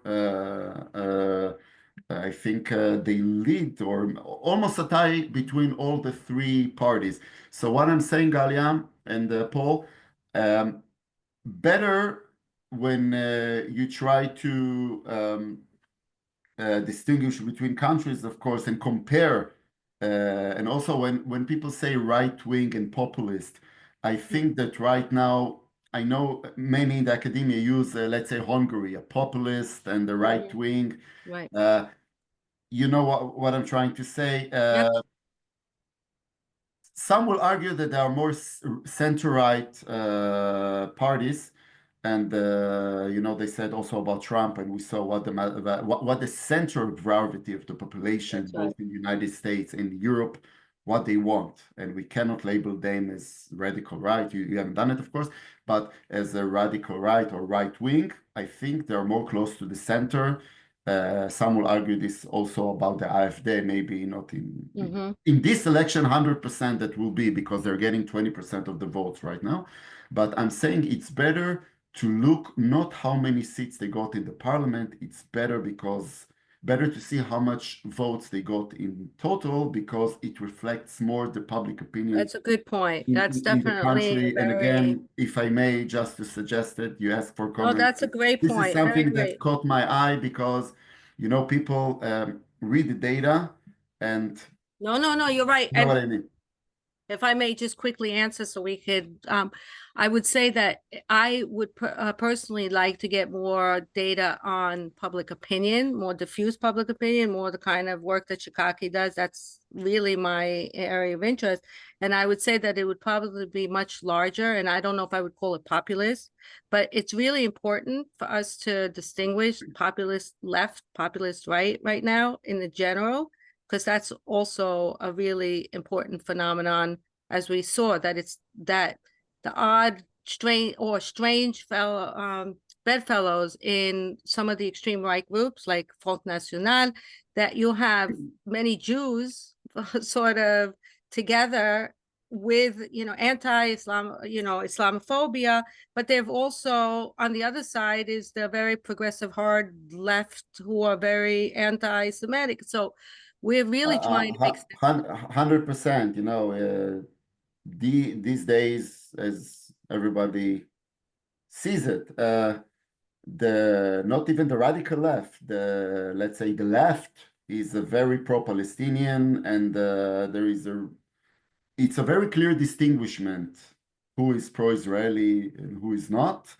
And yeah, I guess there is a connection, but if I may, Actually, in USW, I just talked to Christian about it. In USW, we actually work on something quite similar. This is we just started, so maybe from this session, the first collaboration can start, but we can talk about this after Great. if it's okay. I love it. But yeah, Thank you. thank you so much. All right, so unfortunately, that's all we've got time for, as we need to move on to the next and last panel of the day. So thank you so much, everyone. It's been a great session. Thank you so much to the presenters. Thank you so much to all those of you who attended and for all the comments and questions. So thanks very much, everyone. And let's now move on to the last session of the day. And it is a presentation of a new book, which I believe has just been published. And I think that the authors don't even have the hard copy yet, so they might not be able to show it to us on camera, which is a great pity because the cover looks very nice. So the book is entitled "In the Eye of the Storm: Origins, Ideology and Controversies of the Azov Brigade, 2014-2023. So there have been a lot of discussions around the Azov Brigade and its exact nature. So hopefully we're going to find out during this session. And I'm delighted that 2 of the 3 editors of the book are with us today. So there is Kristen Kaunat, Alex Mackenzie, and Adrien Nongeon, unfortunately, could not be with us. But with us as well is Bertrand de Franqueville, who's based at the University of Ottawa and who will be presenting one of the chapters of the book. So first, Dr. Alex Mackenzie from the University of Liverpool and our very own Christian from DCU and University of South Wales will introduce the book.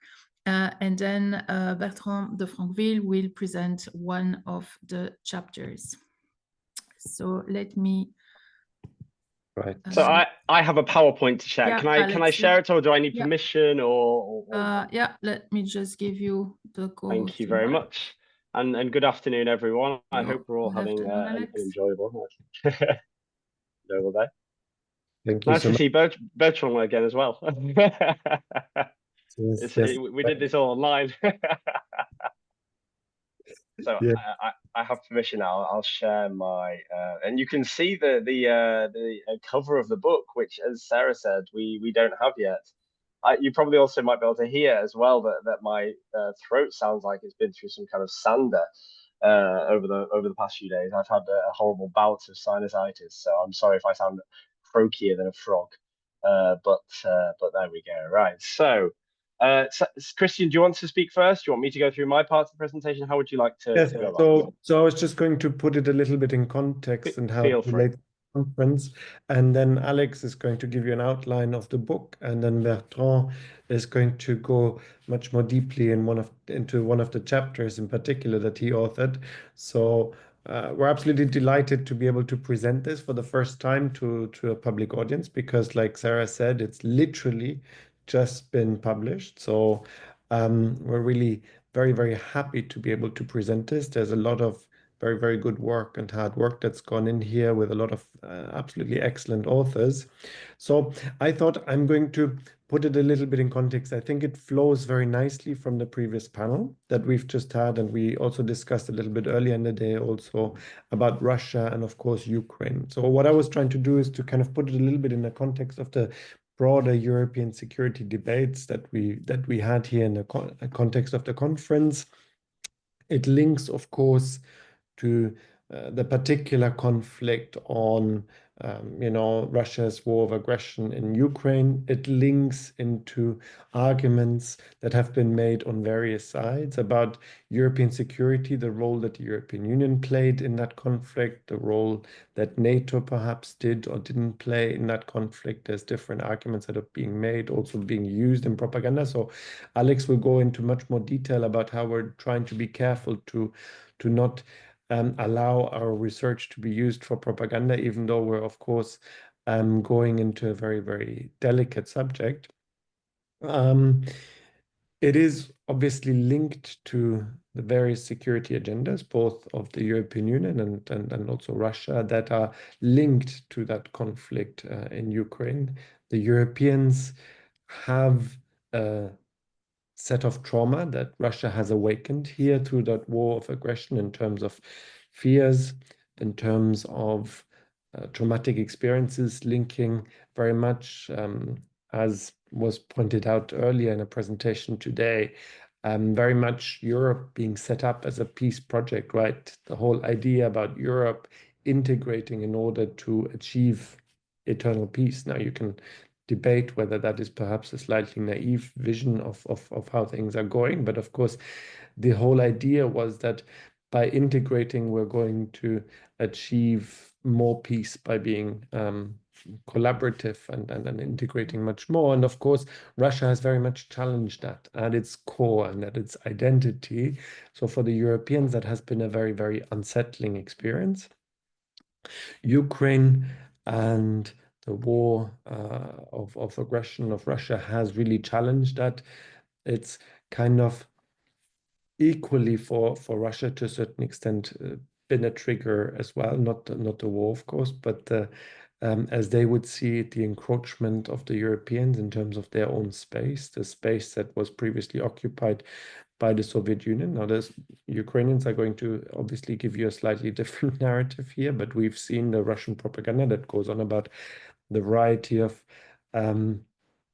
different European Nazis that there have been in this particular space. So it then leads us invariably to what is perhaps one of the most controversial dimensions here. And the Azov Brigade is one of those very controversial aspects because it is both in substance linked to some of the far-right movements in Ukraine, but it is also in substance used also by Russian propaganda to kind of portray a particular picture of Ukraine, a particular picture of Europe.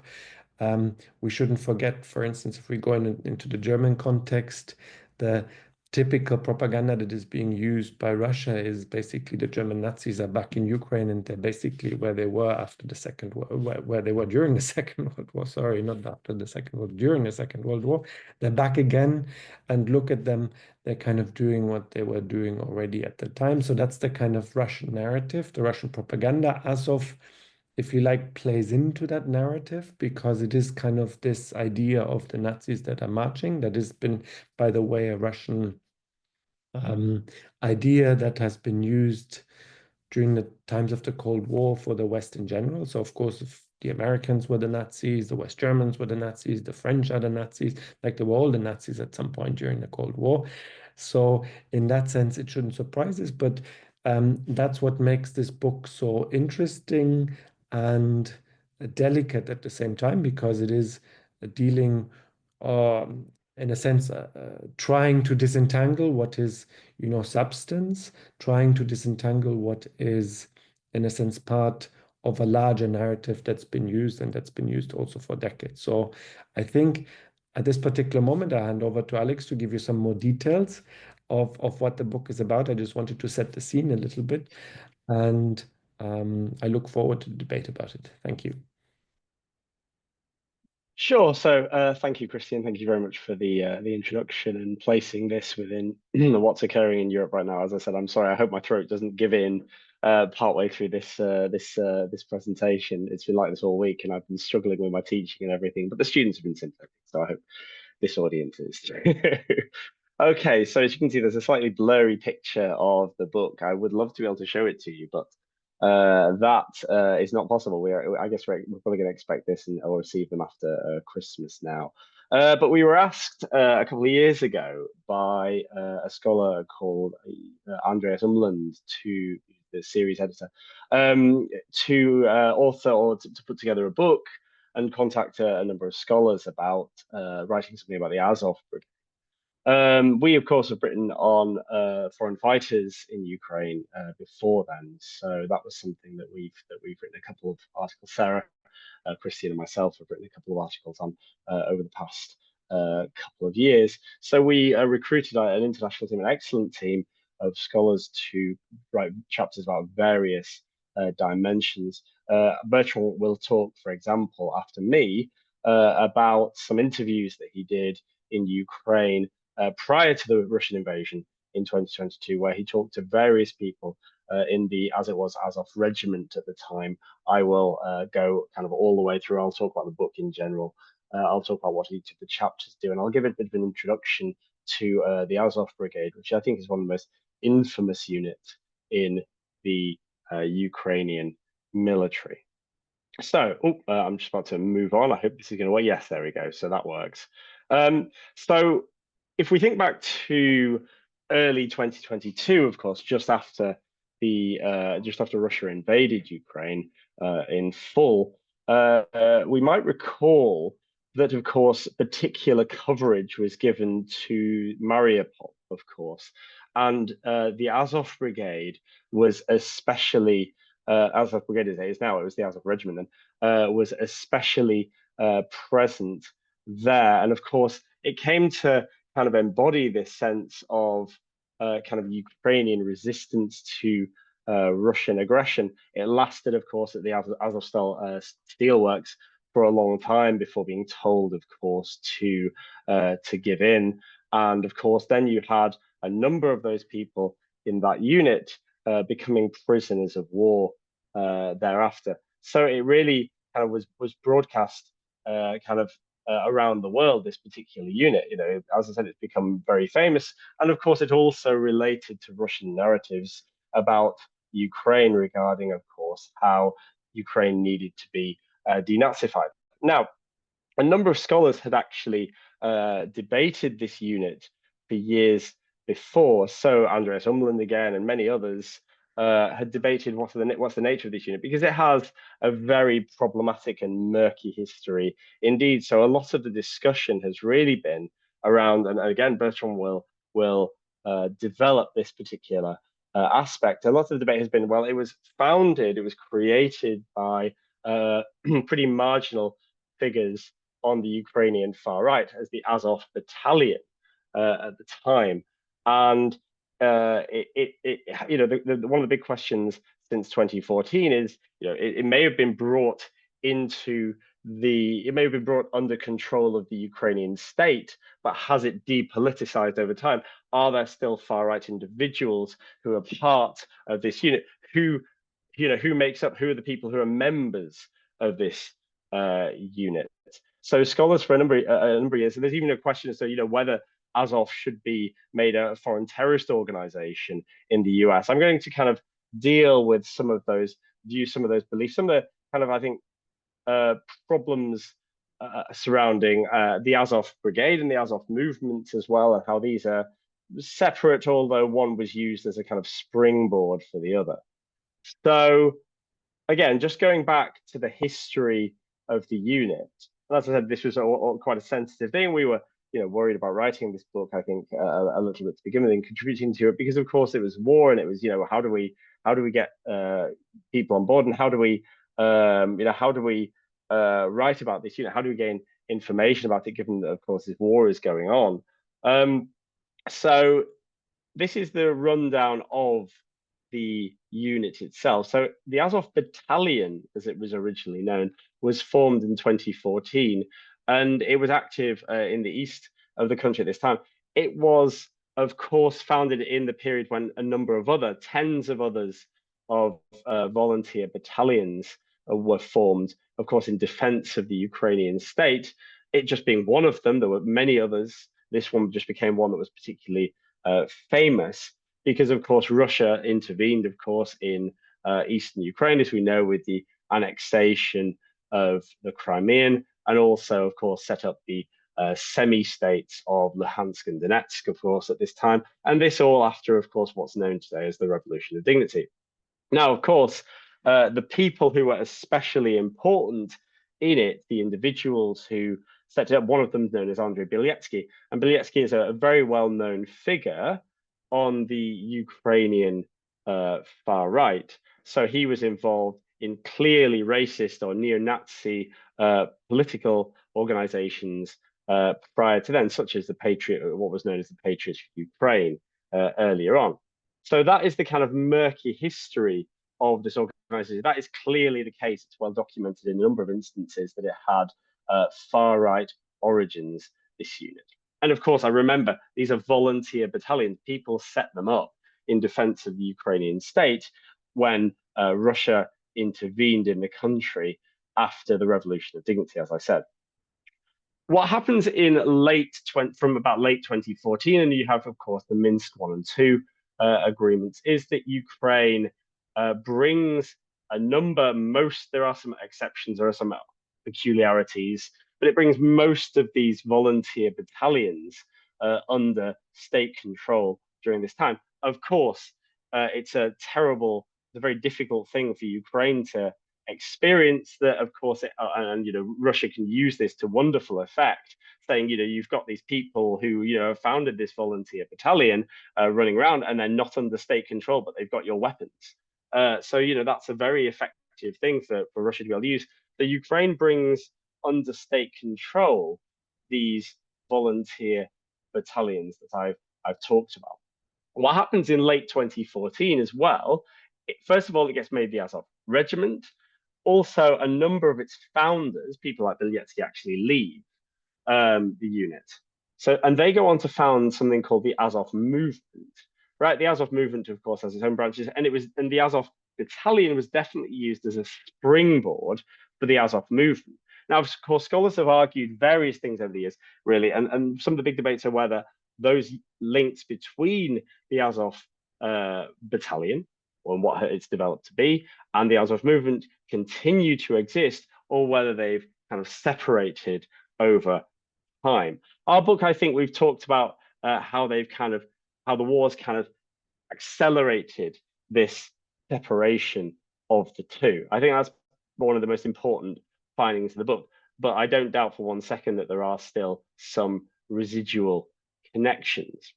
What happens, of course, in the years following is that the Ukrainian government actually acts to weed out extremists, find them alternative employment. At the same time, we also recognize that Ukraine is in pretty dire circumstances at this time. So how high quality is this weeding out of extremists? We do recognize that.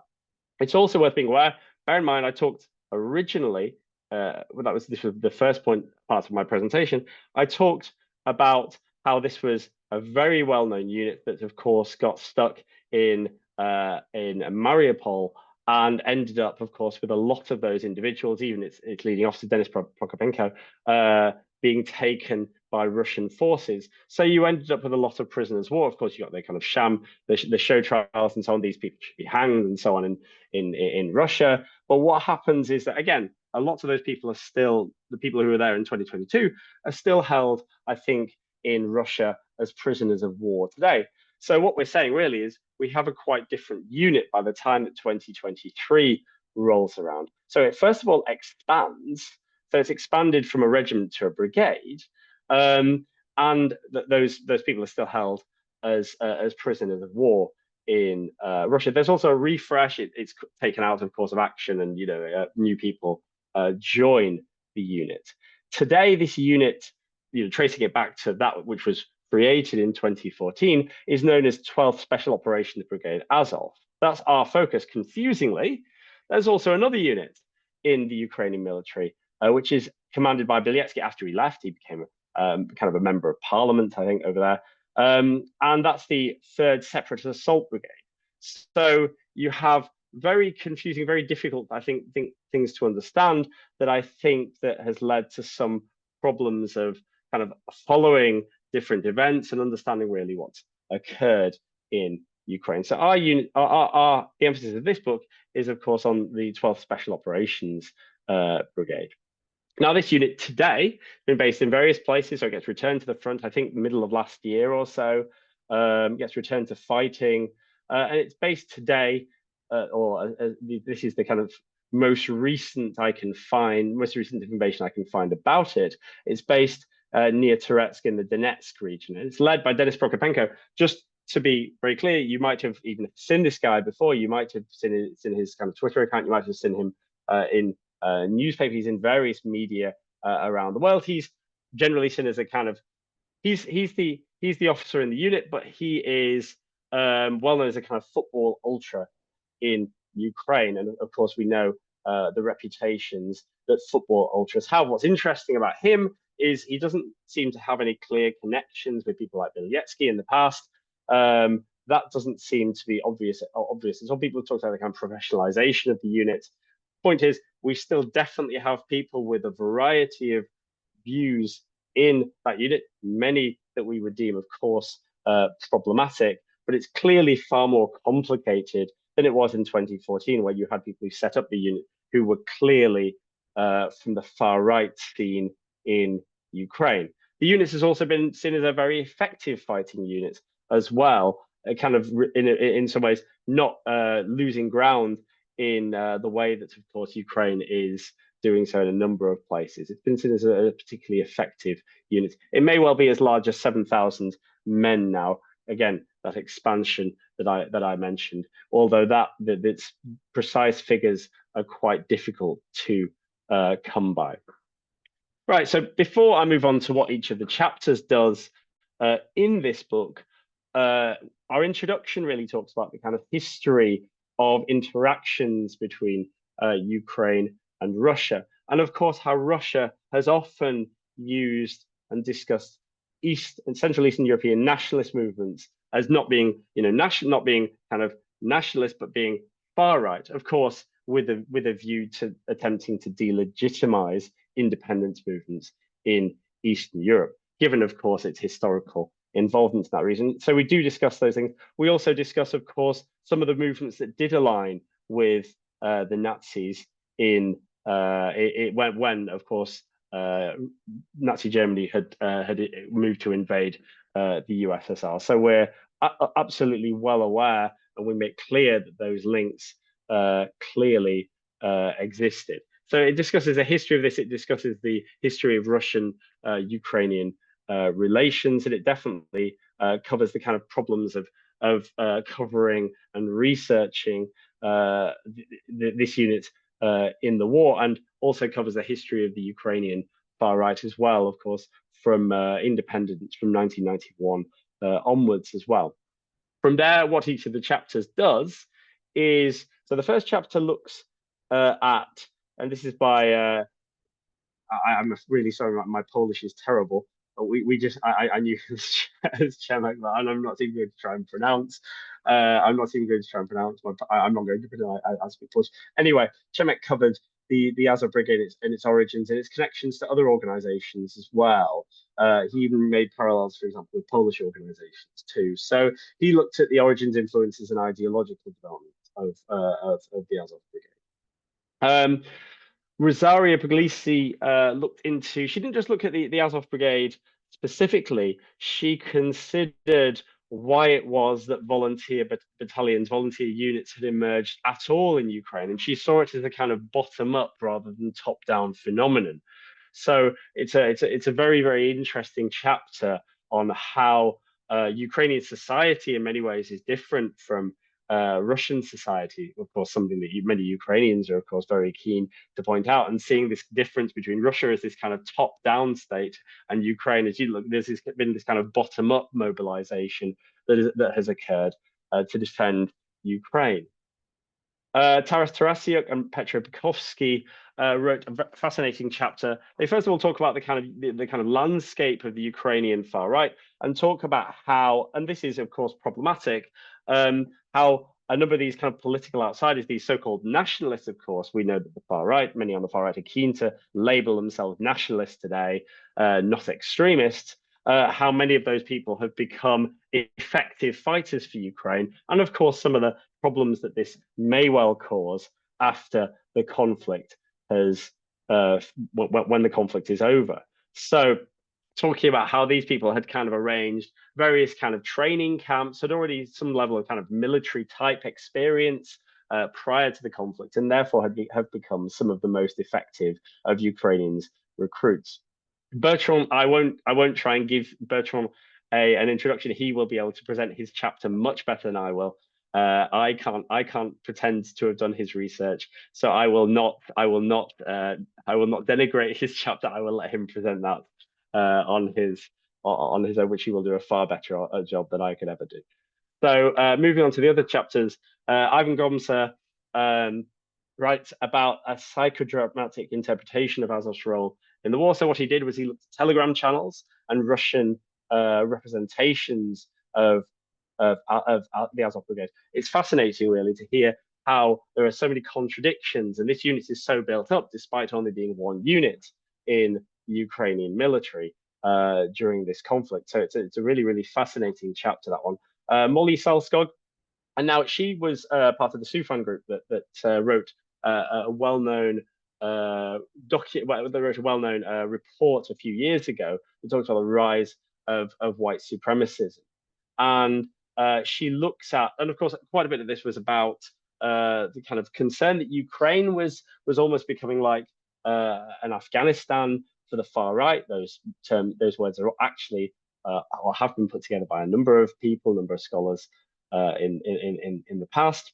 What she actually shows here, she talks about how, yes, Ukraine does have its far right scene, does have its problems with the far right as well. At the same time, maybe they've been exaggerated, and of course, it's also well aware that while Russia has, of course, attempted to kind of shine a light on Ukraine, and Ukraine far right now emphasize these, Russia certainly has its own problems too. Of course, the Russian government wouldn't necessarily see them as problems. Kasper Rekowek has written for years about, and ever since 2014, one of the earliest people to start writing about foreign fighters in Ukraine, because after 2014, a number of foreign fighters went to Ukraine, about 17,000, about 15,000 Russian, probably the number who went from the extremes, kind of far right, probably low hundreds. And while there was concern that loads, hundreds of people had, gone and joined like the Azov battalion as it was then, actually, he finds very little evidence of this. He finds, some far-right extremists from, Europe and the West did go to fight for the Azov battalion and other units at the time. He struggles again to find Azov as this. It's no far-right Al-Qaeda as far as he's concerned. So really, a lot of this book is about, yes, some of these problems exist, but it's far more complicated than, of course, Russia has tried to, unsurprisingly, present. So I think several points really come through the book. And from what we can tell, and of course, it wouldn't surprise in the slightest that more information becomes available over time. And of course, these views can be developed further. But the Azov Brigade and Azov movement have distance, or do appear to have distance over time. That has been accelerated by the war. We've talked about quite different personnel in the military unit today than were originally members of it. We've talked about a complete change of people who were there from 2014 to 2024. So they have drifted. Also, the Azov movement has had some interesting experience, and a number of its kind of leading ideologues have died during the war, have been killed during the war. I think only Elena Semnyaka is left, and I think it's quite difficult to find out about her recent movements and what she has been up to as well. Today's Azov Brigade, again, Bertrand will discuss this earlier. He'll discuss his interviews earlier on. But Azov has been found to be kind of this unit with people with quite diverse views. It hasn't necessarily just attracted people with far right views. It's attracted anarchists, it's attracted leftists, it's attracted people for various reasons: geographic proximity, where it was based, that it's this kind of seen as this elite fighting force. It's appealed to people in a number of different ways. The unit is also just one unit, right? Ukraine's armed forces have expanded massively over the past couple of years to combat Russia. And Russia can fixate, of course, all it likes on this unit, and we can clearly see that there are definitely individuals with problematic views, problematic political views in that unit, but it is only one unit in the Ukrainian military. But it is worth also pointing out that Ukraine has definitely made some problematic alliances within society. It's certainly dealt or engaged with people like Bieletsky, as we can see, and I mentioned that previously. It's also, of course, brought into the fold some Russian people of the far right. The Russians are the far right as well, those who are critical, of course, of Putin, because there are some on the right in Russia who are critical of Putin. So during this conflict, it has made some problematic allegiances. Much is also hidden under Ukrainian nationalism. How are these soldiers going to be seen? at the end of the conflict, right? So of course they're fighting. They're all fighting for Ukraine. You know, how much does anybody want to point out that there are people with far right views fighting at present? And our concern also goes to, we're just about, of course, in the next couple of months, to experience Donald Trump's resolving the Ukraine conflict in 24 hours, as he promised. Yeah, he's also said, and we've heard J.D. Vance, of course, talk about how he doesn't really care either way what happens in Ukraine. So there is concern, of course, as to if some kind of settlement is imposed on Ukraine, then that it could lead to wider societal radicalization, that could lead to wider societal dissatisfaction. And of course, we talk therefore quite a bit about how it's important the West keeps on supporting Ukraine in this conflict for all of its many, many problems and flaws. So that's the end of my contribution. Bertrand, I'm sure you can build a lot more on what you said there. Thank you very much. Thank you very much. Alex, you have managed to present something very complex with all the splinter groups and, you know, something very complex in a clear way. So I recognize the historian's training there. The eye for the Thank you, detail. sir. Thank you, sir. You should know that well. Yeah, so it was really an excellent summary of a very complicated and evolving situation. And thank you so much, Alex, for this introduction. And I think that we are all going to rush and place our order because it sounds really like a fascinating book. So perhaps it's, I don't know, perhaps it's a bit difficult to get it for this Christmas under the Christmas tree, but we're certainly, I'm sure that you will have inspired a lot of people to acquire this book or make sure the library acquires it. And well, I now can't wait for my free copy. of course, hopefully it arrives soon, yes. Thanks very much, Alex. And now we're going to delve further into the topic as Bertrand is going to present his chapter. So Bertrand, over to you. Oh.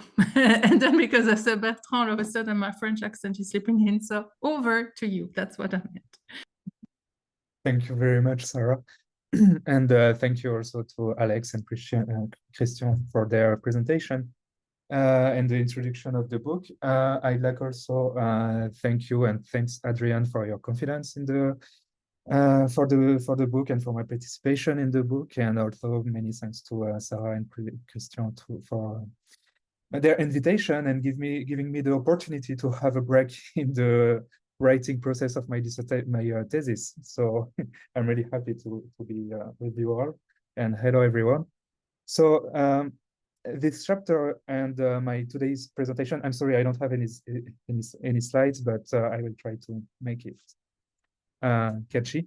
So this chapter and my today's presentation will going back to the question of the depoliticization of the Azov regiment between 2014 and 2022. And the aim of the chapter is to better evaluate and understand the level of politicization of the Azov regiment. And here I mean when the activities of the regiment acquire political orientation, including of a radical ideological nature. Why? Because as Alex already said, like since its foundation in 2014, the issue of politicization of Azov has been at the heart of public debates, controversies, and questions in media and academia, because first, its symbolism, second, the political orientation of its founder, who are coming from Patriot of Ukraine and the Social National Assembly, and also because some of the veterans of the regiment have moved into the political sphere through the creation of the Party National Corps in October 2016. The idea is then to understand if there is a politicization of the Azov regiment where its aim will go beyond its military investment in the defense of Ukraine in the face of Russian aggression. But first, let's see a little bit the lens through I'm analyzing this and the theoretical framework I'm using. Because the difficulty of studying the Azov regiment results from this double initial development of Azov interweaving political ambitions and military issues. However, it's not an isolated phenomenon. We can see it in many military formations within a spectrum ranging from professional armies to more paramilitary or militia organization competing frontally with the state. So I prefer using the idea of a spectrum, which implies the possibility of a trajectory, including different degrees of politicization and relationships to the state between two ideal types where they tend to go. So on one part of the spectrum, you have professional armies. They are state-controlled, non-political, and soldiers are mostly state actors, and politics is not necessarily absent among soldiers, but the structure does not carry a particular ideology.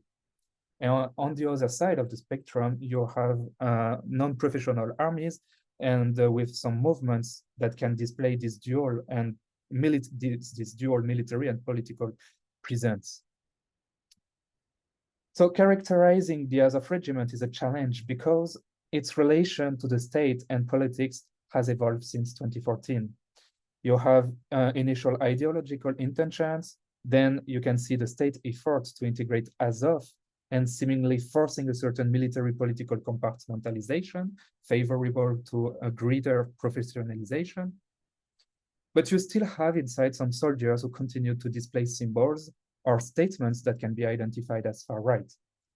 But I believe that where Azov could have taken the path of radicalization by maintaining its militia dynamic inherited from Patriots of Ukraine, the effort of professionalization and state integration have led the regiment to move closer to the other end of the politicization spectrum by seeking the standards of a professional army that relegates political issues to the civilian sphere, even if some far-right elements can still be found in the structure. Here I rely on multiple fieldwork visits between 2016 and 2023 in Ukraine, and where I did interviews with fighters and veterans. But let's first see why we can see a politicization of the regiment and the structuring influence of Azov. At its origins, as I said, and as Alex already said, Azov did not hide its political aspiration and was part of the Ukrainian nationalist far right. If structurally the two entities, which are the military bodies, that is the regiment, and the political bodies, that is the National Corps, were separated, it is necessary to note that important links remained between both until 2022, as emphasized by some scholars and journalists. Bilecki would retain privileged access to the regiment. You can still find prominent far-right figure inside the regiment. You can also see ideological links. For example, the school that formed the officer is named after the theorist of natiocracy. And you can see that where you have trainings that still involve ideological bloc. And they also used, for example, the same building between the regiment and the National Corps in Kyiv. Also, in the regiment itself, some soldiers maintained political perspectives. And based on that, we can see that such armed structure could have reinforced the political perception of the soldiers using unifying strategies that reduce the perception of the world. But the fact is that the practices seen in Azov didn't allow us to conclude that there is a specificity of practices within the regiment. The unification effort made by the regiment responded more to operational challenges than a unification of political worldviews. Then we can see a military professionalization and differentiated approaches to the commitment. Since 2014, Azov has been integrated into the National Guard, paving the way for gradual control by the Ukrainian state. In this perspective, the regiment was withdrawn from the front line in 2015. This disengagement of the regiment seems to have been respected, showing a certain degree of subordination. Yet, this demobilization appears to have brought some fractures in the political perspective attached to the regiment. With the withdrawal from the front, several soldiers decided to leave for political reasons. They preferred to be involved in politics to continue their perceived fight. Thus, if the political orientation of some soldiers is undeniable, the testimonies let us see an essential aspect. For those who remained within the regiment, the priority was given to military fight. In this respect, they make a clear distinction in their commitments. If they want to continue within the regiment, it's for military reasons. Political commitment is part of civilian life. So this differentiation between a strictly military activity and a civilian one does not necessarily indicate an absence of politicization, of course. However, the insistence on this distinction tends to make the political perspective less prominent as a perspective of military action. It's relegated to the second place of the dynamic of the regiment. Of course, it's also impossible for anyone to completely lose their situated point of view in their armed engagement, and it might influence some specific behaviors. But the political perception is not the driving force behind their operational action. Moreover, surviving on the front line, the importance of military experience and the ability to manage stress are very often underlined as priorities in armed units. Of course, we should keep in mind that unlike in regular armies, ideological training still seems to be practiced within the structure, but it is difficult to establish the systematic level of ideological receptivity of the soldiers compared to the military dimension of their training. Then it could corroborate the perspective of a professionalization desired and put forward by the soldiers themselves, in particular, because of the need for legitimacy. Finally, considering the trajectory of the regiment, we see that where Azov could have taken the path of radicalization, it is rather a path of normalization or even regularization. But then, how can we understand and better grasp the importance and impact of the ideological dimension for the actors? Here, it's better to see the meaning of the commitment and the individual trajectories. And that's my last part, the fact that it's really important to see the career of the actors. Amongst the incentives for soldiers to enroll, we can also find the marginalization of the ideological dimension affiliated with the far right. Yes, some soldiers perceive the Azov movement as a complementary whole, an agent of a larger social movement with the regiment and the political force. However, nuances remain necessary. Other soldiers were motivated by a desire to contribute to the fight against Russian aggression and a logic of political opposition to Putin. In the engagement process of some soldiers, it is rather the operational quality of Azov and its apparent legalism that may have been an important factor of attractiveness. Even for far-rightists, the motivation for the involvement in Azov were plural. In this plurality, Azov has managed to develop military skills that attract beyond ideological logics. And we can find different political profiles within the regiment, even some anarchists. Furthermore, when analyzing individual careers, we can see different trajectories that sometimes deviate from the dynamics of radicalization. In this sense, it seems more relevant to consider the political career of individuals and question the continuation of the commitment to the national corps as a more explicit manifestation of the radicality of a veteran. Indeed, several veterans of the regiment continue to demonstrate an extreme right-wing, even neo-Nazi logic in their political involvement upon their return to civilian life. In this respect, the National Corps was very important in the continuity of a radical activist career. As such, the movement attempts to capitalize on the prestige of the regiment as a strategy for political insertion is visible. Several veterans I met had a continuous trajectory from the regiment to the Civil Corps or the National Corps.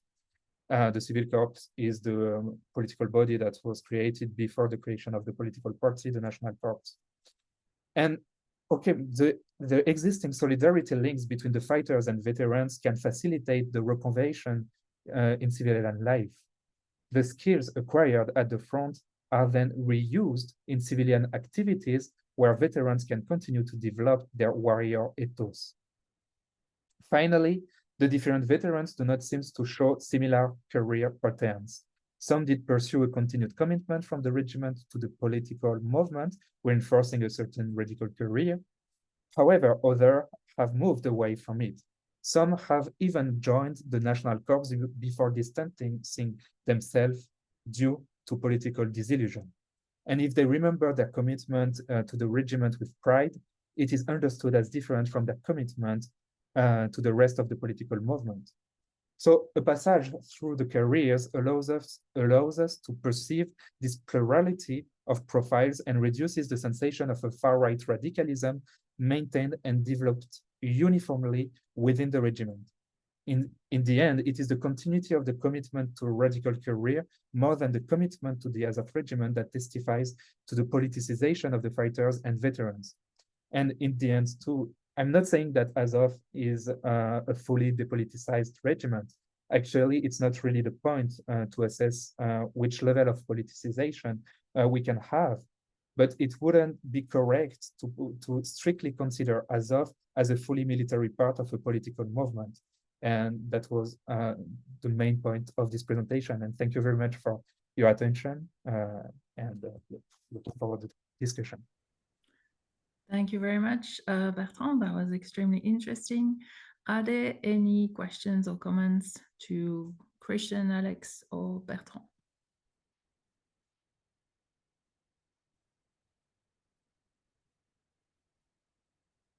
Yes. Achim or Achim, I'm not entirely sure how to pronounce your name, sorry. Hi, good evening. My name is Achim. Achim, thank you. Yeah, I think Christian knows is a nickname of Joachim. Sorry for my voice, I'm not so well, and moreover, it's very late in the night here, so my kids are sleeping and I should not make too much noise. I have just a question concerning Denis, so the former or actual commander of Azov. I don't know if in your research, this is a question to Bertrand, but as well to Alex. I'm not sure if you came across some years ago about a video between Zelensky and Denis talking about the situation in Donetsk. This was just a few months before the so-called special operation by the Russian, which started in February 2022. So I want just to investigate how, if you came across this controversial relation between, sometimes fighting relation between Denis and Zelensky in your study.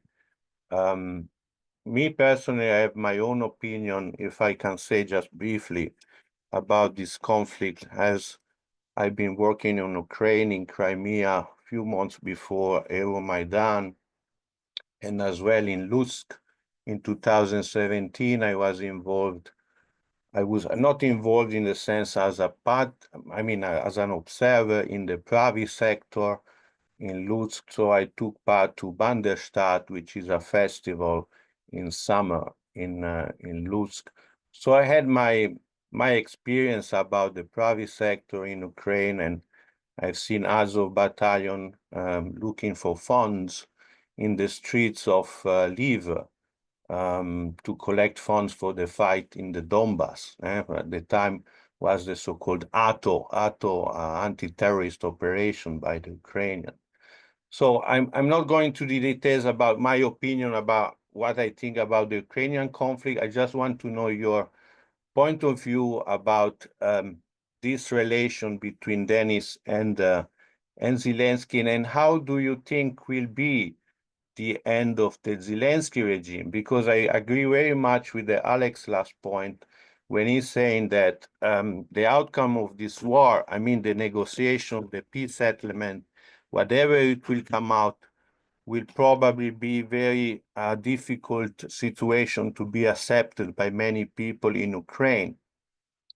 And I'm very negative about the future of Zelensky. I personally think, since at least 2 years, that either he will be killed by his own people or he needs to flee the country, because he has been very much now as a hostage of the Pravi sector which will be difficult for them to accept, for example, the loss of Crimea and the loss of Novorossiya. So I would like to know your opinion about this, and if you have any information about, in your investigation in the field or in the academia, about this relation between Zelensky and the position of Azov with Denis, which, as you know, is back in business after being exchanged. He was a prisoner after Azovstal when they surrendered in Mariupol. So thank you very much. I'm looking for it. Thank you. Thanks very much. Are there other questions or comments?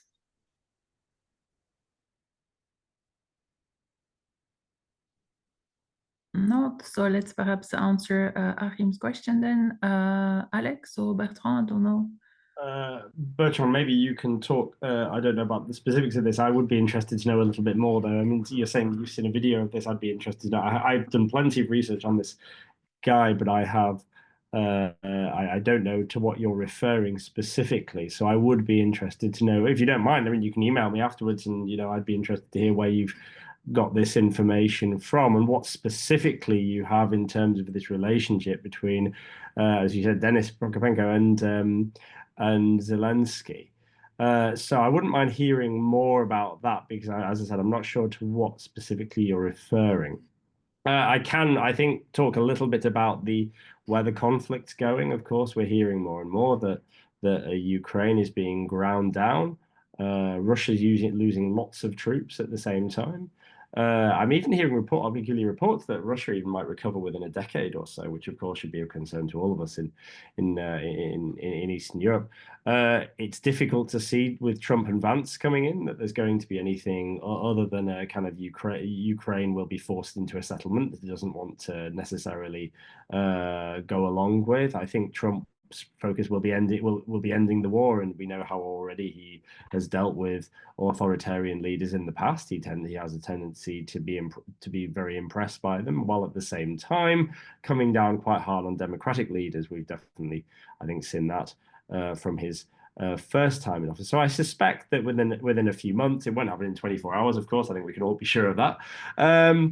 But I guess it'll take a little while, and we're going to end up with a settlement that doesn't suit Ukraine. But also, Ukraine will probably push back further because, of course, the support will dry up from the US. Europeans probably won't be able to do anything about that. US has given tens of billions of dollars, of course.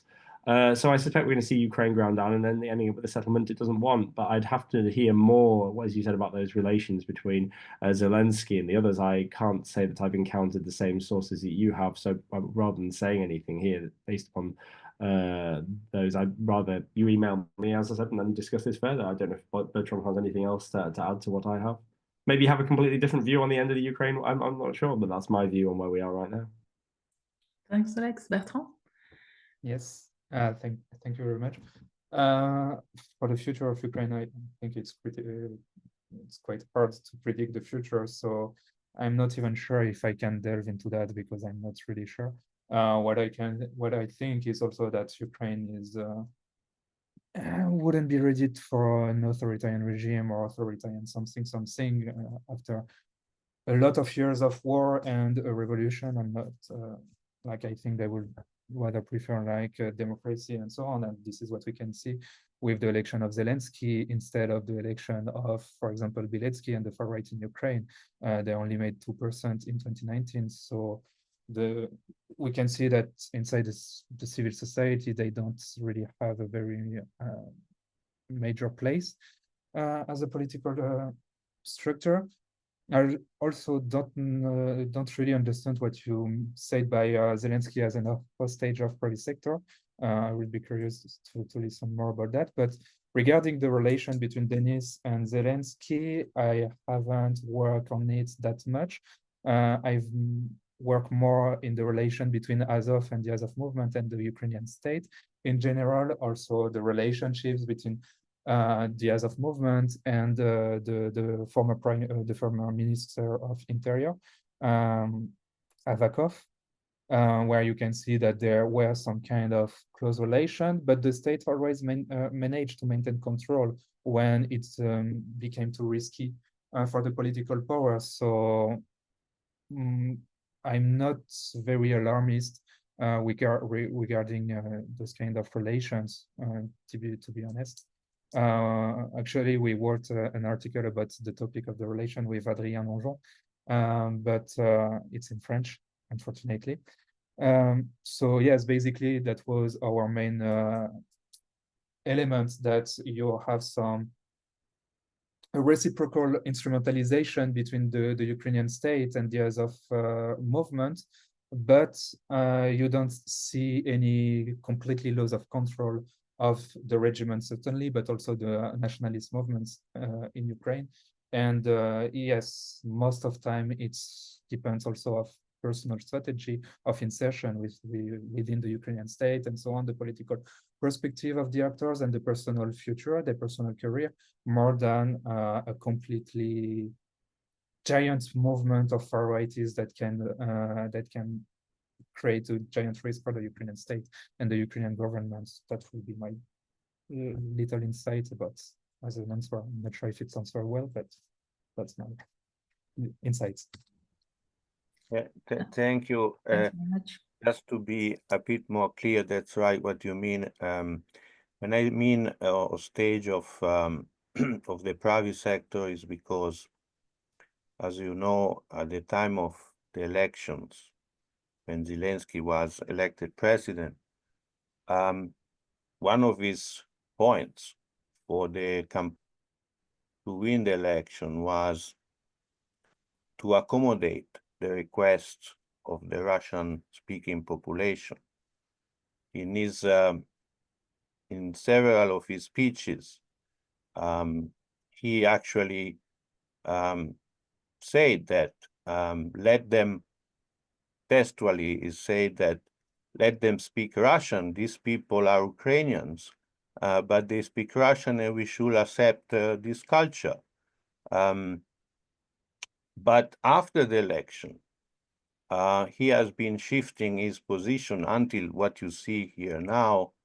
So in that sense, the position of the has been more and more toward who actually controls the radar at the moment.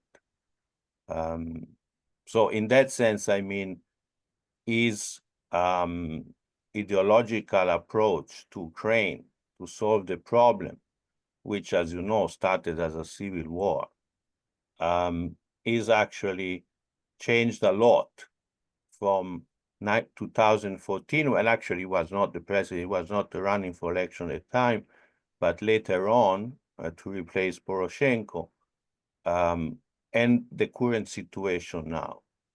So my personal experience in Crimea, this was from July to October 2013, so before Euromaidan,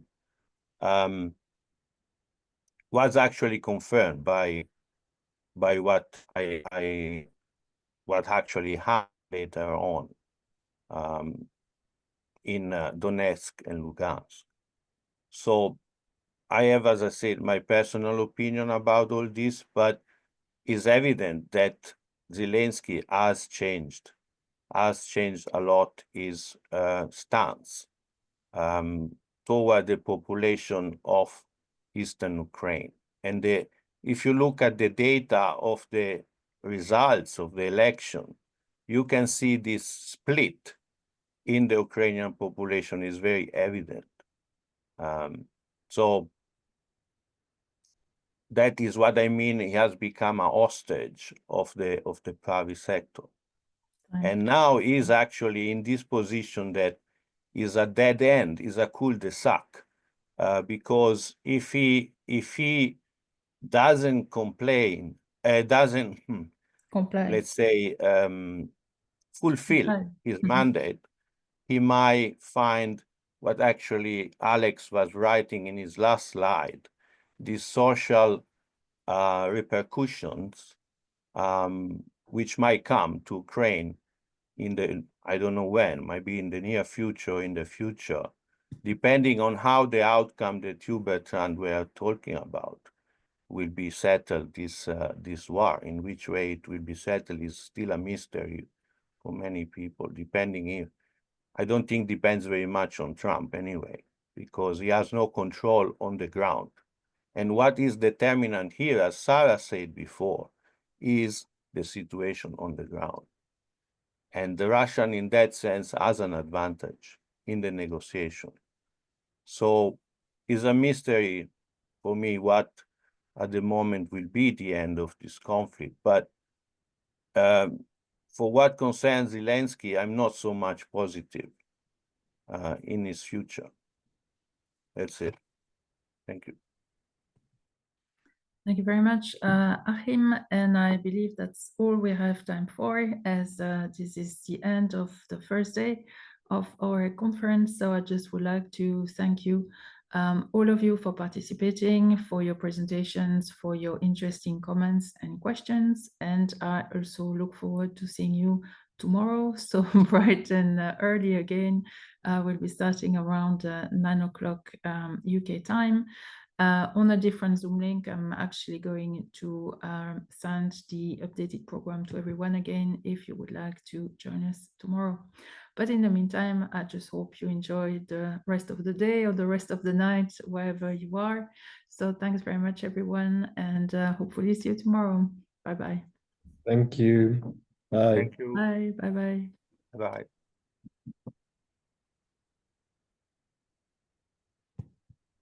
Bye.